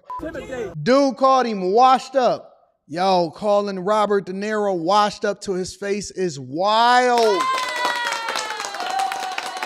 Calling Robert De Niro washed up to his face is insane. We are going to fight back. We're trying to do it. We're trying to be gentlemen in this world. The Democrats. You are gangsters. You are gangsters. You're a softy. You're a nobody. You're movie soft. You're trash. I love you in Taxi Driver. I love you in Taxi Driver. It's crazy. Don't y'all know how old Taxi Driver is, bro?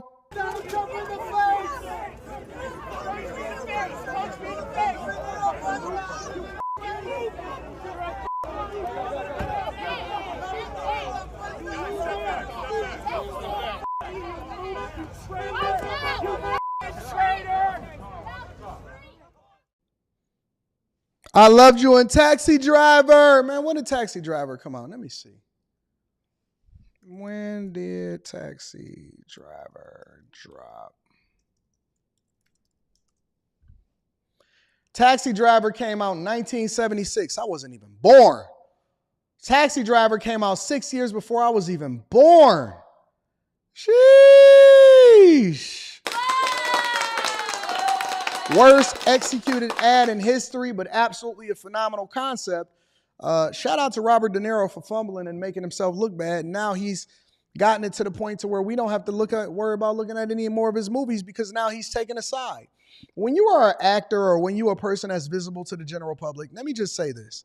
A lot of people don't understand that one of the reasons why a lot of these people are adverse to possibly picking a side or whatever, and they just want to make sure that they stay focused on whatever it is that they do for a living. That's what Ice Cube did when they asked Ice Cube on Fox, hey, what do you feel about black people now starting to support Trump more than ever? He was like, he did a whole lot of sidestepping. He said businesses could do whatever it is that they want. People could do whatever it is that they want. I'm just here to promote the big three. So he's not necessarily there to take a side. Is it a possibility that Ice Cube is conservative? Absolutely, but he's never going to say it to the general public because he got a product to sell. And you don't want to alienate your customers, which is exactly what Robert De Niro did. I'm not sure if it really even matters anymore about whether or not Robert De Niro cares because maybe he's too old and he's made his money or whatever, but he absolutely picked a side. And see, now people can turn their back against him, similarly to the way that they turned their back against Trump when he decided to drop in politics. Everybody loved Trump before he jumped in politics. He was on TV, firing people, Omarosa. All of the rappers was taking pictures with him, and then all of a sudden they all turned against him, and now they're back on his team. So let that be a lesson in marketing. A lot of different lessons. Chad himself says, what happened to True to Myself? I don't know. I put him on a pip, and then he decided that he wanted to go and find another job. Messi says, why is he still talking like he's Sam Rothstein? Talk to him, Messi. I agree with you 100%. Hey, we got after hours tonight too, y'all. Right Insight says, watch the Robert De Niro and Diddy SNL sketch. I'm going to have to check it out. I ain't never seen that. Victor Williams Jr. says, want to know what's crazy? People are going to quote this like it's scripture to support their stance to vote for Biden. That's a fact, without even looking up the facts. You already know the blackity blacks will, and it's a shame. You know, we like to vote based off of popularity and whoever has the most visibility anyway, right? Steven Slayer 1 says, funny how Democrats always bring up Abraham Lincoln as one of the greatest presidents, even though he was a Republican. JP07 said, I've never asked what does Robert De Niro think about this. What does John think? J Ben says, boy got Thanos and Tony Stark standing behind him. Tristan Holt says, tell Sam Rothstein he should have kept the food and beverage job and stayed off of TV. Should have stayed in food and beverage. You know what I'm saying? That whole song, that whole verse was about Dame too. I heard that Dame was talking stuff about Jay-Z again. We're going to get into that on After Hours. Slimmy like to talk about that. Messi going to be there. All of my friends going to be there. After Hours tonight during the 10 o'clock Eastern hour. We're going to get it in and we're going to get it popping, all right? Couple more things that I want to share with you guys before we get up out of here. We want to do this one and then we want to do a reaction video, all right? First one is regretting moving out of town. So a lot of people during the pandemic that decided that they wanted to move to somewhere nicer, cleaner, safer, less taxes, right? Better weather, less restrictive when it comes to shutting down the federal government during the pandemic and making you take the jab. Lots of people that decided to leave. Well, guess what? They didn't really count the cost. Make sure you take a like, hit a like for the algorithm, subscribe to the channel, and turn on your notifications. Let's get into it. Agreed. This is beautiful. You can't ask for a nicer setting. Months into the pandemic, Dennis Cole sold his Connecticut home and, like hundreds of thousands of Americans, headed to Florida. Many drawn by the state's lower taxes and sunny skies. It's not the panacea that I had in my head. But now he's preparing to put his Florida house on the market and move back north. We have political issues in Florida that are just ugly. We have costs skyrocketing. Florida has been among the fastest growing states in the nation since the start of the pandemic. In 2022 alone, more than 700,000 people moved there. But I don't know if y'all realize how many people that is. To have people quite not even out of the pandemic move. Over 700,000 people move to Florida all at the same time. That is a massive number. Bro, that's 750,000 people moving to one state. Do you know what that's going to do as far as inflation and costs rising? Because everybody is competing for a place. And so then Florida went on a building spree. And what I actually noticed when I was paying attention, because I visited Florida for a while and I actually moved there during the pandemic for 4 months. I didn't permanently move there. I just rented out an Airbnb and stayed there for a long time. What I found is that a lot of the natives in Florida, or a lot of people that moved there as retirees prior to these 700,000 people that moved there in 2022, they were being pushed further up north because Southern Florida had largely become unaffordable to them. Miami, the Keys, all of that stuff. Then they had to go up to Orlando. Then Orlando, which I think that Orlando is nothing but a tourist destination because there's nothing in Orlando outside of Disney World and Universal Studios or whatever. They were pushing them even further north to Jacksonville. Now I see people even moving out of state and going up to Atlanta and stuff like that because they can no longer afford to live in Florida considering the cost of everybody moving there. In addition to that, all of the insurers has pulled out. I don't know if they're going to talk about that in this particular segment, but the costs are rising significantly. So if you not Diddy or Ross or Tiger Woods or Michael Jordan or any of these people that's over in Monaco during the Grand Prix, and you can't afford to live there or you can't afford to stay there and then be in a Miami shopping district and you just visiting, a lot of times you're going to suffer and you're going to get priced out because you can't even get homeowners insurance while you're down there. At the same time, nearly 500,000 left, the largest number since the Great Recession. We spoke with dozens of former Florida residents who have recently left the state. Among the reasons they gave, a soaring cost of living. Florida has had one of the nation's highest rates of inflation. Last year, car insurance was up 24% and homeowners insurance jumped 42%. Did you know that Florida is, I think it's the highest, if not it's the number one or number two state where the cost of living, especially with regard to a car, especially insurance-wise, because they do a lot of carjacking, and a lot of stealing the cars over in Florida, is the highest in the nation. In addition to that, a lot of homeowner insurers decided that they wanted to leave the state, which basically raised the rates for anybody that was still there, that was still trying to get homeowners insurance. Home prices. And if you are a person that has a mortgage, did you know that the mortgager or the person that actually owns your mortgage, the bank, and this is why I always tell people that you don't really own your own home. You're just given an illusion of owning your own home. You don't really own your own home. You don't. You know why? Because there's stipulations in order for you to continue to keep that mortgage. Otherwise, they can label you in default. One of the stipulations is that you have to have homeowners insurance, and some mortgagers will get it for you and then make it a part of your mortgage payment in addition to whatever it is that you got to put in an escrow, right? They will make you get homeowners insurance, which will artificially inflate the amount that you're paying per month in your mortgage. And so a lot of y'all think that you own your home, but you can't even determine whether or not you want to pay this rate or this rate. You don't really own your home. And so the cost of living is exploding, which is then forcing people to sell their homes that were originally there and move up and out of Florida altogether. Have risen 60% since 2020. They love the blue skies and the dolphins and the water, but this comes at a price. John Desatel has spent 2 decades selling Florida real estate. Are you getting a lot of calls from people who moved down here during COVID who are now looking to leave? Yeah, we are. And what's the number one reason they're giving? Politics. Florida has recently enacted some of the most conservative legislation in the country. So basically, a bunch of liberals left California and wherever it was that they were and decided that they wanted to move over to Florida because they had made a bunch of money selling their home, or they didn't like what was going on in California, or the taxes was too high, but they liked the politics. They didn't like what the politics yielded, the social services, the homelessness, the rising in rates, the budget deficits, and all of that stuff, right? But they wanted to move over to Florida because it was going to be a better place to live, especially during the wintertime, and it was a lot more relaxed and all of that. Most of the people that left and did whatever it was that they was doing right after the pandemic, they forgot why they left in the first place. And they brought their ways and their voting and their politics along with them. And then they got squeezed out. You know why?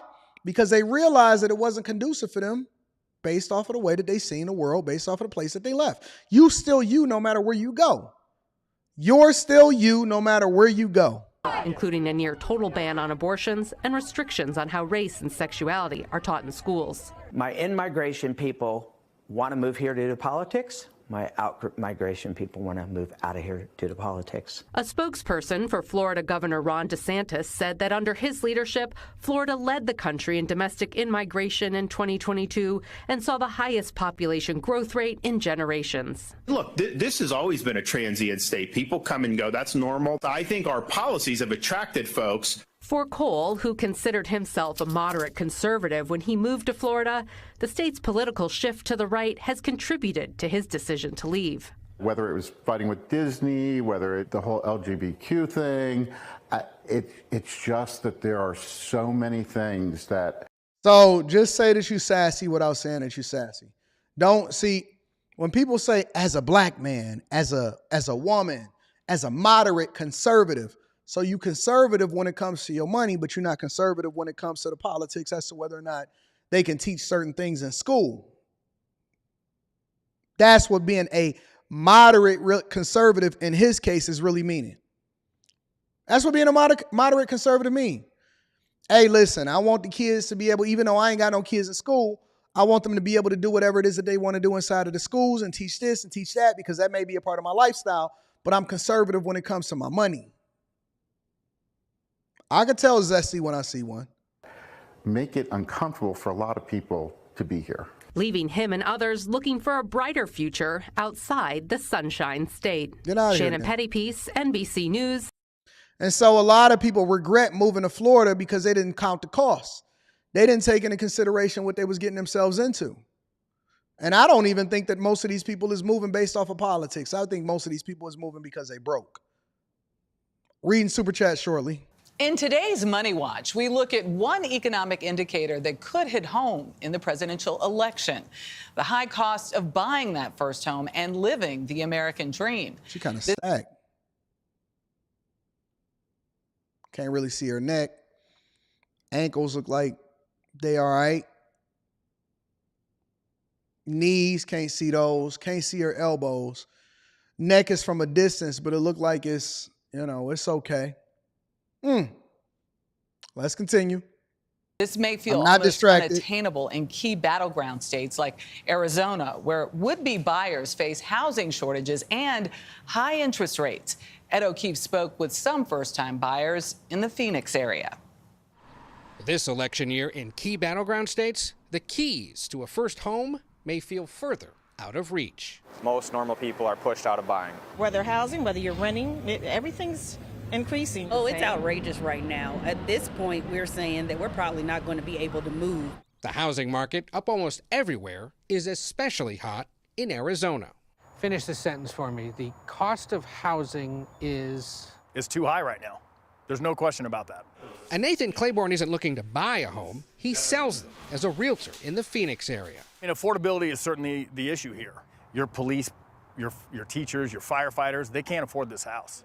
Or this one he showed us with 3 bedrooms. All new flooring, all the fixtures are new. Listed for over $500,000. This might have been 20, 30, 40 years ago, a starter home. Yeah. Now this is the end goal. Aaron, that's your mama? Hold on, let me see.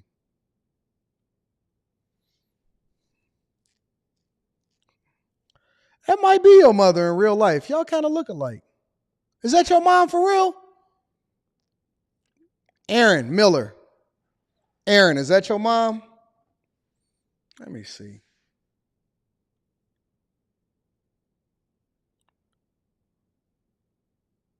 I believe you. I believe that may be your mother, bro. Y'all kind of look alike. Y'all kind of resemble each other.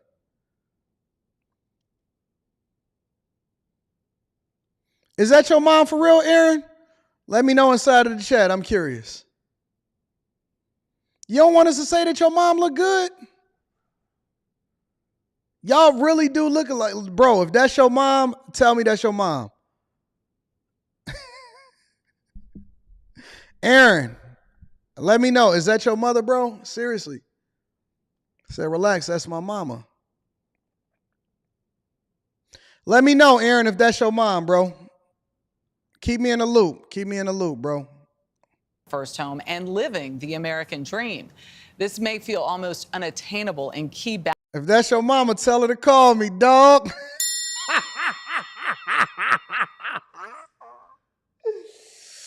Tell your mama to call me, dog. Oh, that ain't your mama? All right, my bad. All right, cool.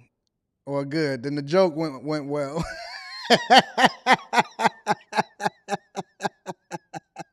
Tell your mama to hit me up, bro.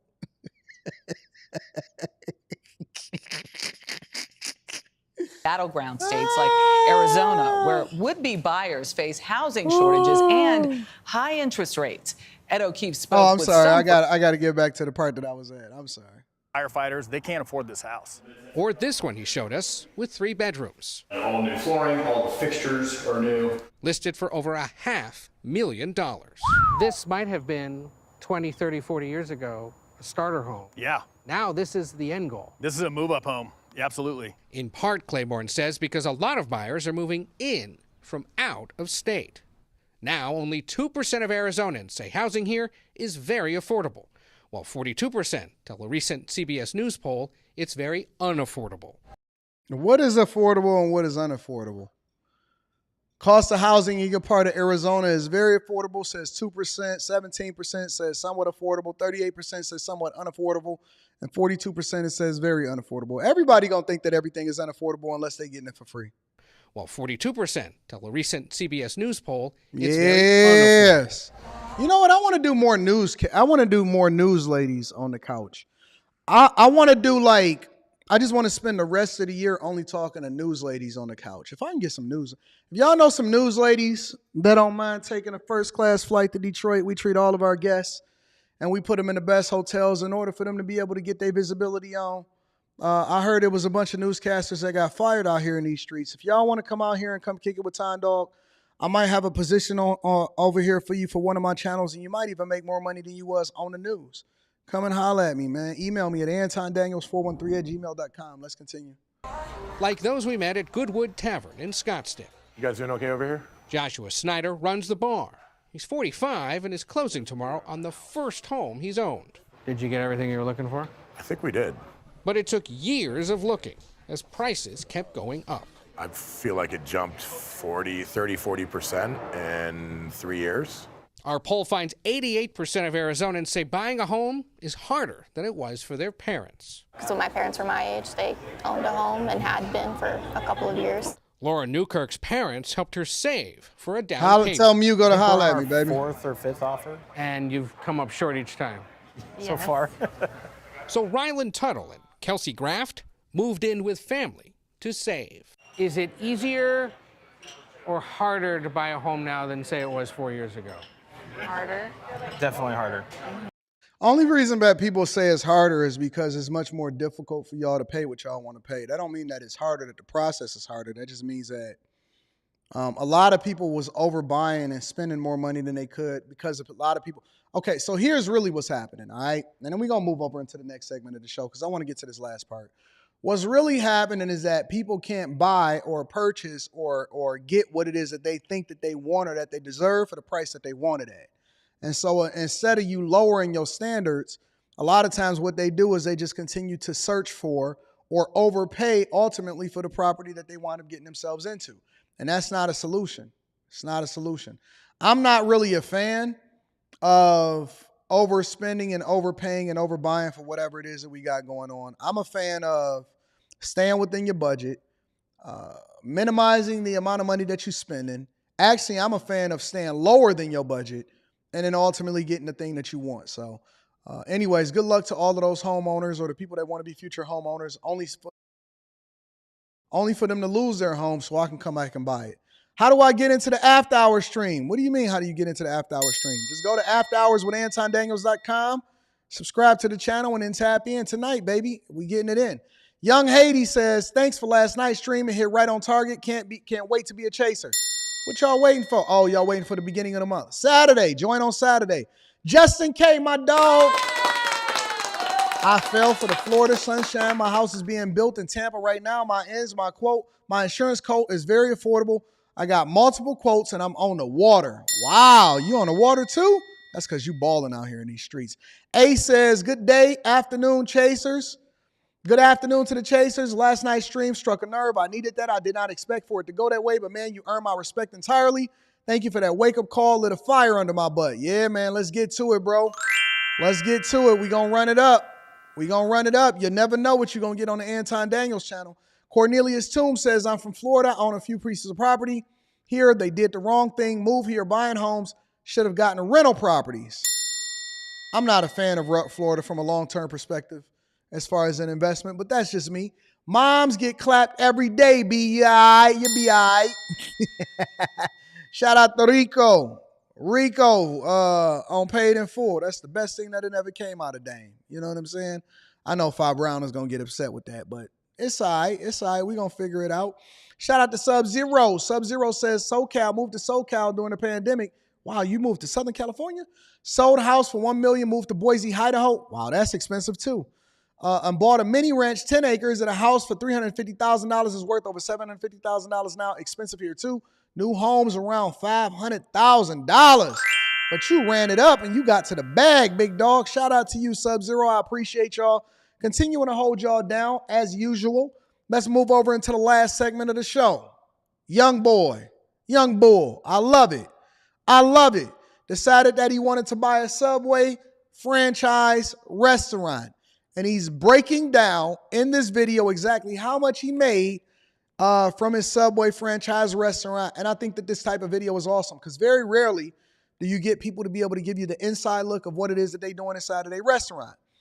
Me personally, I have documented my journey along the way, and I think that I'm becoming a little bit tone deaf when it comes to my previous experiences because I've been doing it so long. So it's always great for somebody to send me a video where I can review from somebody that ultimately is saying how much they made from their restaurant because they're being absolutely transparent. Let me highlight the content creator here. Apparently, this content creator's name is Tommy Wright. Got 732 subscribers. If you see this video and you check in with him and you subscribe to their channel or something like that, drop a comment, say Anton from Anton Daniels sent you. Whether we agree with him or not, we don't know. We got to go through the actual video itself. But make sure y'all hit a like for the algorithm, subscribe to the channel, turn on your notifications, tap into Tiege Hanley, 40% off your first order plus 20% off for life. That link is in the description. Join the Patreon this Saturday, beginning of the month. Best time to join, and we're going to get it in. All right, so let's get it, big dog. Let me see what you got to say. So this is how much I made my very first week owning a Subway franchise, and stick to the end because it's not what you expect. All right, so coming into this, my goal was to have $7,000 a week. So that's $1,000 a day. When I bought the store, they were doing like $300 to $600, $700 on a great day, every single day. So they were. So let me break this down. When he's saying $300 to $600 to $700 on a great day, he's talking about total sales, revenue. Total sales. That does not take into account the monies that it takes for material, ownership, rentals, renting the location out. It don't take into account payroll, electricity, insurance, any of that stuff. Stealing, shrinkage.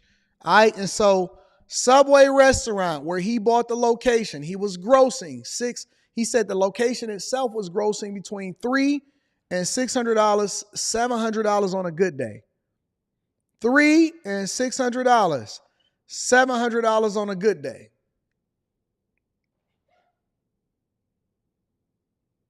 A lot of people think that it's sweet out here, but I'm telling you that a lot of people invest their money in a lot of these things, and it don't necessarily pan out the way that y'all think it is.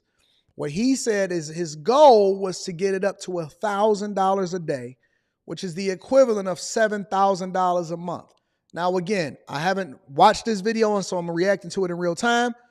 And I don't know what that translates into after its cost, but let me look at the rest of the video and see what's happening. doing the $7,000 a week. So that was the goal. My first week in total revenue was $5,666.88. That's total revenue. That's not net profit. That's total. That's gross revenue. $5,600 in gross revenue. I will tell you this. I don't know if Subway got a bad marketing plan, if it's too many Subway restaurants next to each other. I know McDonald's and certain other franchises in particular, they don't even let you have another similar franchise within a certain mile radius, depending on what state that you're in, because they want to protect profits for each individual franchisee, right? For me in particular, I was having days. I will tell you my opening day, I did. No. I'm sorry. I opened up on a Friday, and then I had a bigger Saturday and even bigger Sunday. So my opening week, which was a soft opening, I did almost $5,000 first day. Second day, we did like 10.5. So we more than doubled it on the second day because we did a soft opening the first day. We doubled it on the second day, and I had a restaurant. We were selling barbecue ribs and chicken wings and macaroni and cheese and collard greens and candy yams and green beans and all of that stuff, right? So I didn't even sleep. I was sleeping maybe 1.5, 2 hours every day. The first week, I was sleeping maybe 1.5, 2 hours every day. Now, you got to remember, that's the honeymoon phase, right? But that's before sales slowly tapered off. And so on average, most weeks, I would do somewhere between $2,000 and $3,000 a day in sales. So that was generally what we did inside of our restaurant in particular. That is how much money I collected in sales, was that amount, right? And that was under my $7,000 goal by $1,300 and some change. Now, of course, I have expenses, so it's not like I just took home $5,000 that week and just went and partied. Like, no, I have expenses that I have to pay for me to make that, $5,000, blah, blah, blah, blah, blah, blah. So my cost of goods, or the cost for me to buy like the turkey, to all of that stuff, my cost of goods was $1,666.80, which was... So that leaves them with $4,000 left. Was roughly 29% of how much I made. So it's 29% of the $5,000 that I made, which is not horrendous, but I like to keep it 28% and under. My labor for that week was $960, which is not horrible. That's pretty good, but considering I worked 13 hours, I worked open to close. So this is what I tell people all the time when they say that they start their own business, right? Is that most people that start their own business, all they're doing is creating a job for themselves.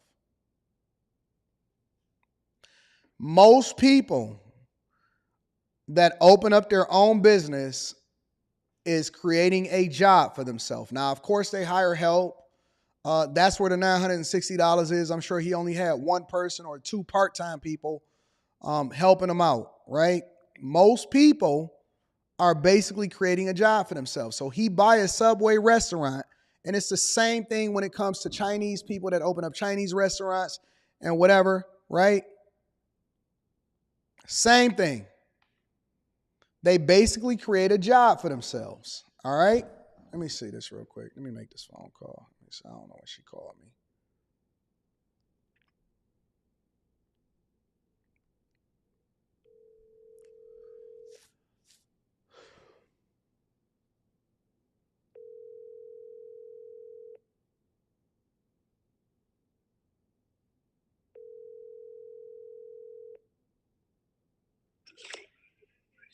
Hello? Hey, what's going on, man? I'm on a live stream. You said what now?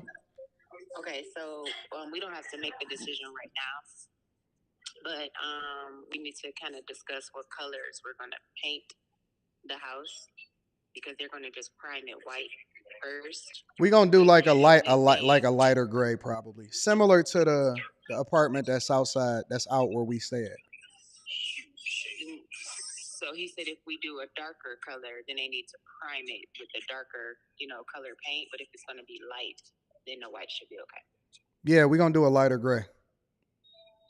Okay, what about, because I was thinking like an accent wall somewhere.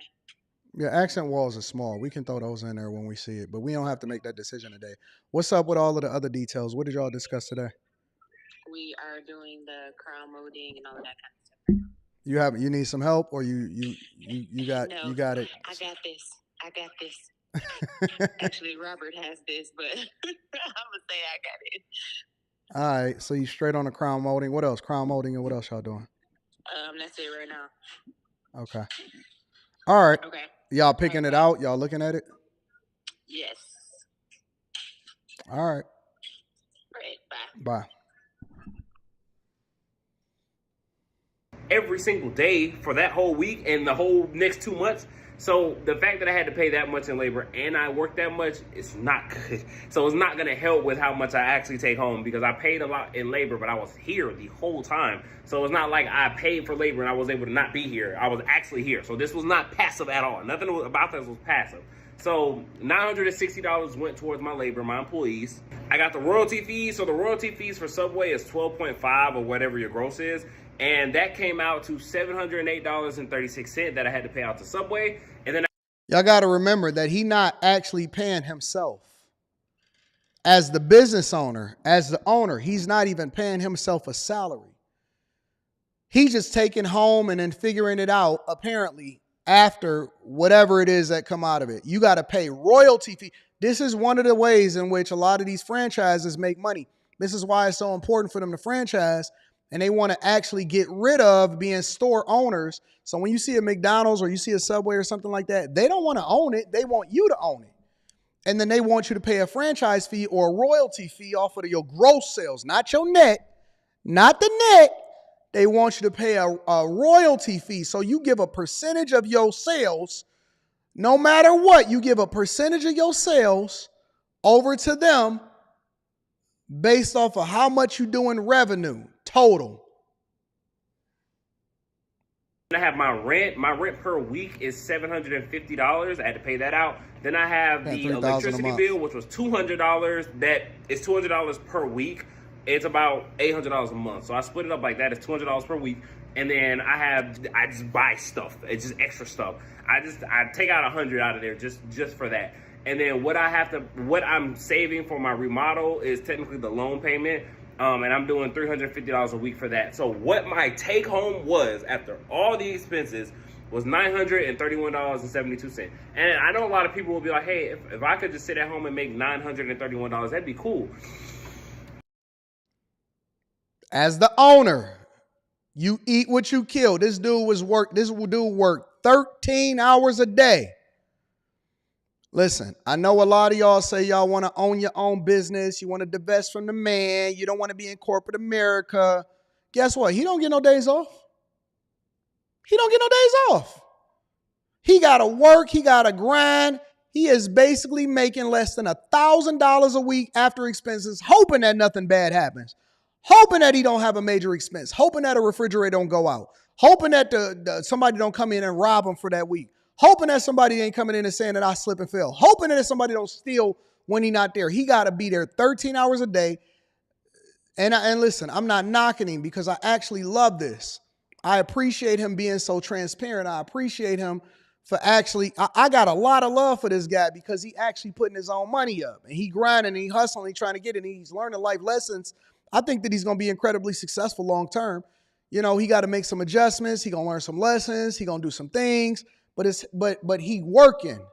Listen, I ain't never going to knock a dude that put his money up and grind and hustle, but I just want to use this as an example to illustrate to y'all that all keep saying, oh man, I want to be this and I want to be that.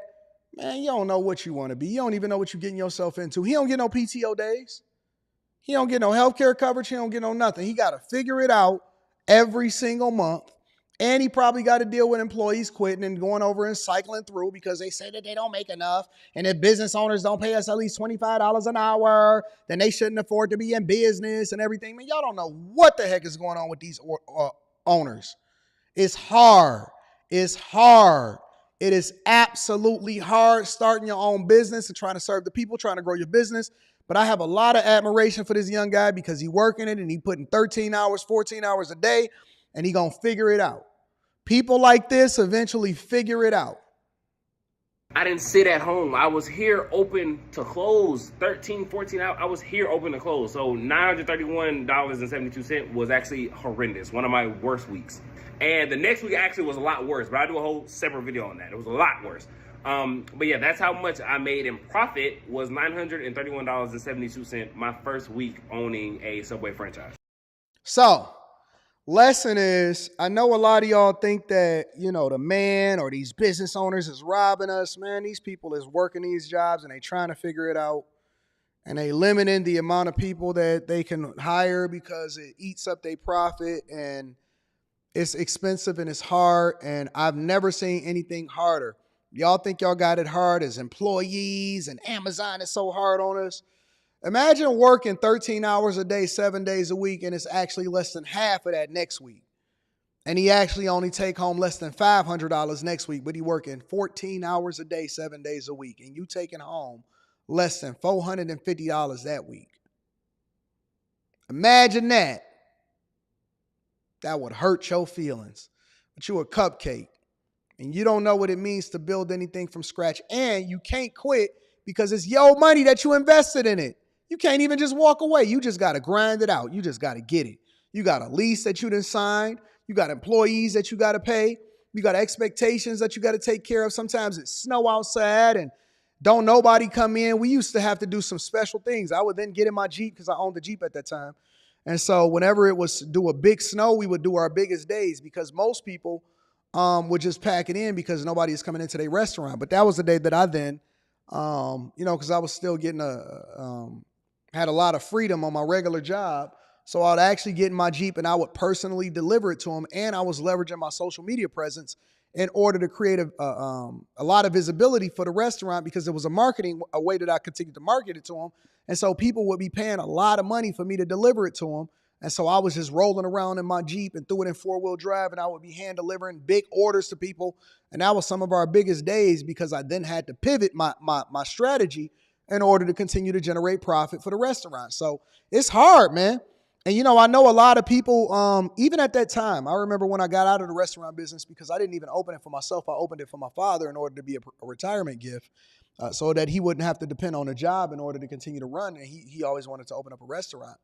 Even when I got out of the business and I retired from corporate America and I was doing really well in life, do you know I still had a lot of people that criticized me, people that ain't never built nothing, ain't never had nothing, ain't never tried nothing. They ain't never put their own money up for nothing. I put $114,000 of my own money into building that place out. $114,000 of my own money of building that thing out. And that's why I'm the person that's qualified to talk to you about everything related to politics, business, and being a millionaire because we got it out the mud and we put our own money up and we never asked anybody for anything and we still understood what it take in order to run it all the way up into the top of corporate America. So when I see these cupcakes and I see all of these people complaining about their lot in life or what they doing or what's going on and all of that, man, I don't have no sympathy for you because I actually got it out the mud. I don't have no sympathy for you because I actually got it out the mud and I know what it takes in order to be successful. And it's hard. It's very hard. But anything worth having, if you endure long enough and you learn and you apply the lessons and you fail forward and you become successful in that, and then you continue to reinvest in yourself or reinvest in whatever it is that you got going on, you don't have no choice but to be successful. That's just what life is. But listen, it's a lot of people that didn't talk a lot about it, but they ain't never did shit about it. And it's some of us that actually put our money where our mouth is, and that's why you got to tap into the Patreon. Link is in the description, as well as pinned to the top of the chat. 2 days from now, I want y'all to tap into the Patreon.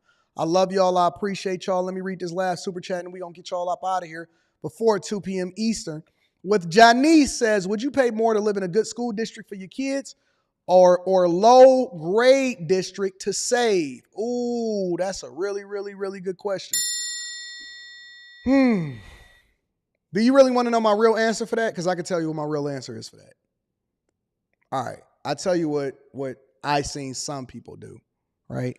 I've seen some people stay put, and then they actually had their, read between the lines here, they actually had their children stay with a relative or somebody that they knew that was out there that ultimately allowed for them to have to be able to change their address for them to be able to go to a different school district.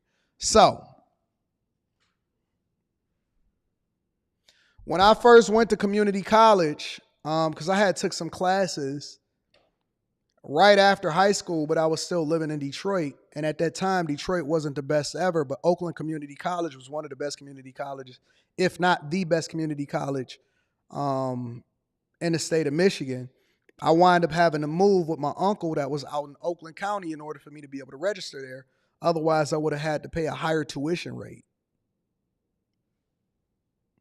Listen, I'm going to keep it real with you, and this is the only reason why they're not giving me my $30 million. Because Anton ain't just giving you the fluff answer. I'm going to give you the real finesse. You know what I'm saying? I'm going to keep it 100 with you. Listen, man, I'm not about to raise my costs. I'm going to limit my costs, and I'm going to look at alternative options in order for me to put my kids in the best position possible. I'm going to limit my costs and then look for alternative options. See, the question that you asked me, you gave me an A or B answer. It's another answer in there. You said, would you pay more to live in a good school district for your kids or a low grade district to save? It's an in-between in there, baby. You just got to read between the lines. Now, I'm not going to tell you what to do because I don't want you coming back here and saying, well, Anton said do this and then I got caught up. Nope. Anton ain't told you to do nothing. I'm telling you what I did. I'm telling you what our finesse was back in the day. Okay? So I'm just going to tell you what's really happening based off of what real life circumstances are. Limit the amount of money. Limit the amount of money. They say that didn't Trump pass school of choice? Yeah, but it doesn't count for when it comes to, well, I know at least in Michigan, you can do school of choice, but here's the difference. It doesn't count for people that lives outside of that county. It only counts for the people that live within the county. So for example, let's say your kid, their school district is A, right? But then you want them to go to this other school, and it's within the same county. Well, you can do that. You just don't get bused. You just can't catch the bus. You got to drop them off to school every day, right? Now, the alternative is this, and this is one of the reasons why, well, I'm not going to say all of that part. The alternative is this. If you live outside of that particular that particular county, then you don't automatically get accepted in there as a kid because they have to make sure that they preserve enough spaces for the children that actually lives within that county. See what I'm saying? So you're going to have to make it work. You're going to have to make it move. You're going to have to move some things around. You're going to have to make sure that you network effectively so that your kid can have the best opportunity while you are actually still saving money so that they won't have to pay student loans when they go to college, all right? So it ain't about just having no relatives, Janice. You got a network, baby. You got friends. You got people at your job. You better go and make some friends. See, this is why it's not good to stay in a house all day. This is why it's not good to be isolated. This is why it's not good for y'all to be out here and saying, well, I'm an introvert. You better get extroverted because your kid's education is dependent on it. You better get extroverted because it's friends that's going to let you move a certain way when you build that certain type of relationship and y'all got that trust factor with each other. You know what I'm saying? Networking is good for more than just trying to find a job or start a business. Networking is good for everything. It ain't no state that I can't go to where I don't have and this is one of the reasons why I love my chasers. And this is one of the reasons why y'all got to participate inside of the Discord. There's no state that I can't go to in the United States of America, and it's a lot of places outside the country that I can go to, and I'm good everywhere. I'm taken care of no matter where I go. You know why? Because I basically built the community that we have, and this is one of the other benefits that come along with the Patreon, is that I built the community of people that allows for me to be successful no matter where I am in the country. Everywhere I go, anywhere I say that I'm going to, they like, yo, Anton, we're going to take care of you here. Anton, tap in over here. Anton, this is taken care of. Oh, man, Rita ain't got to do nothing over there. It's because we a community. We a group.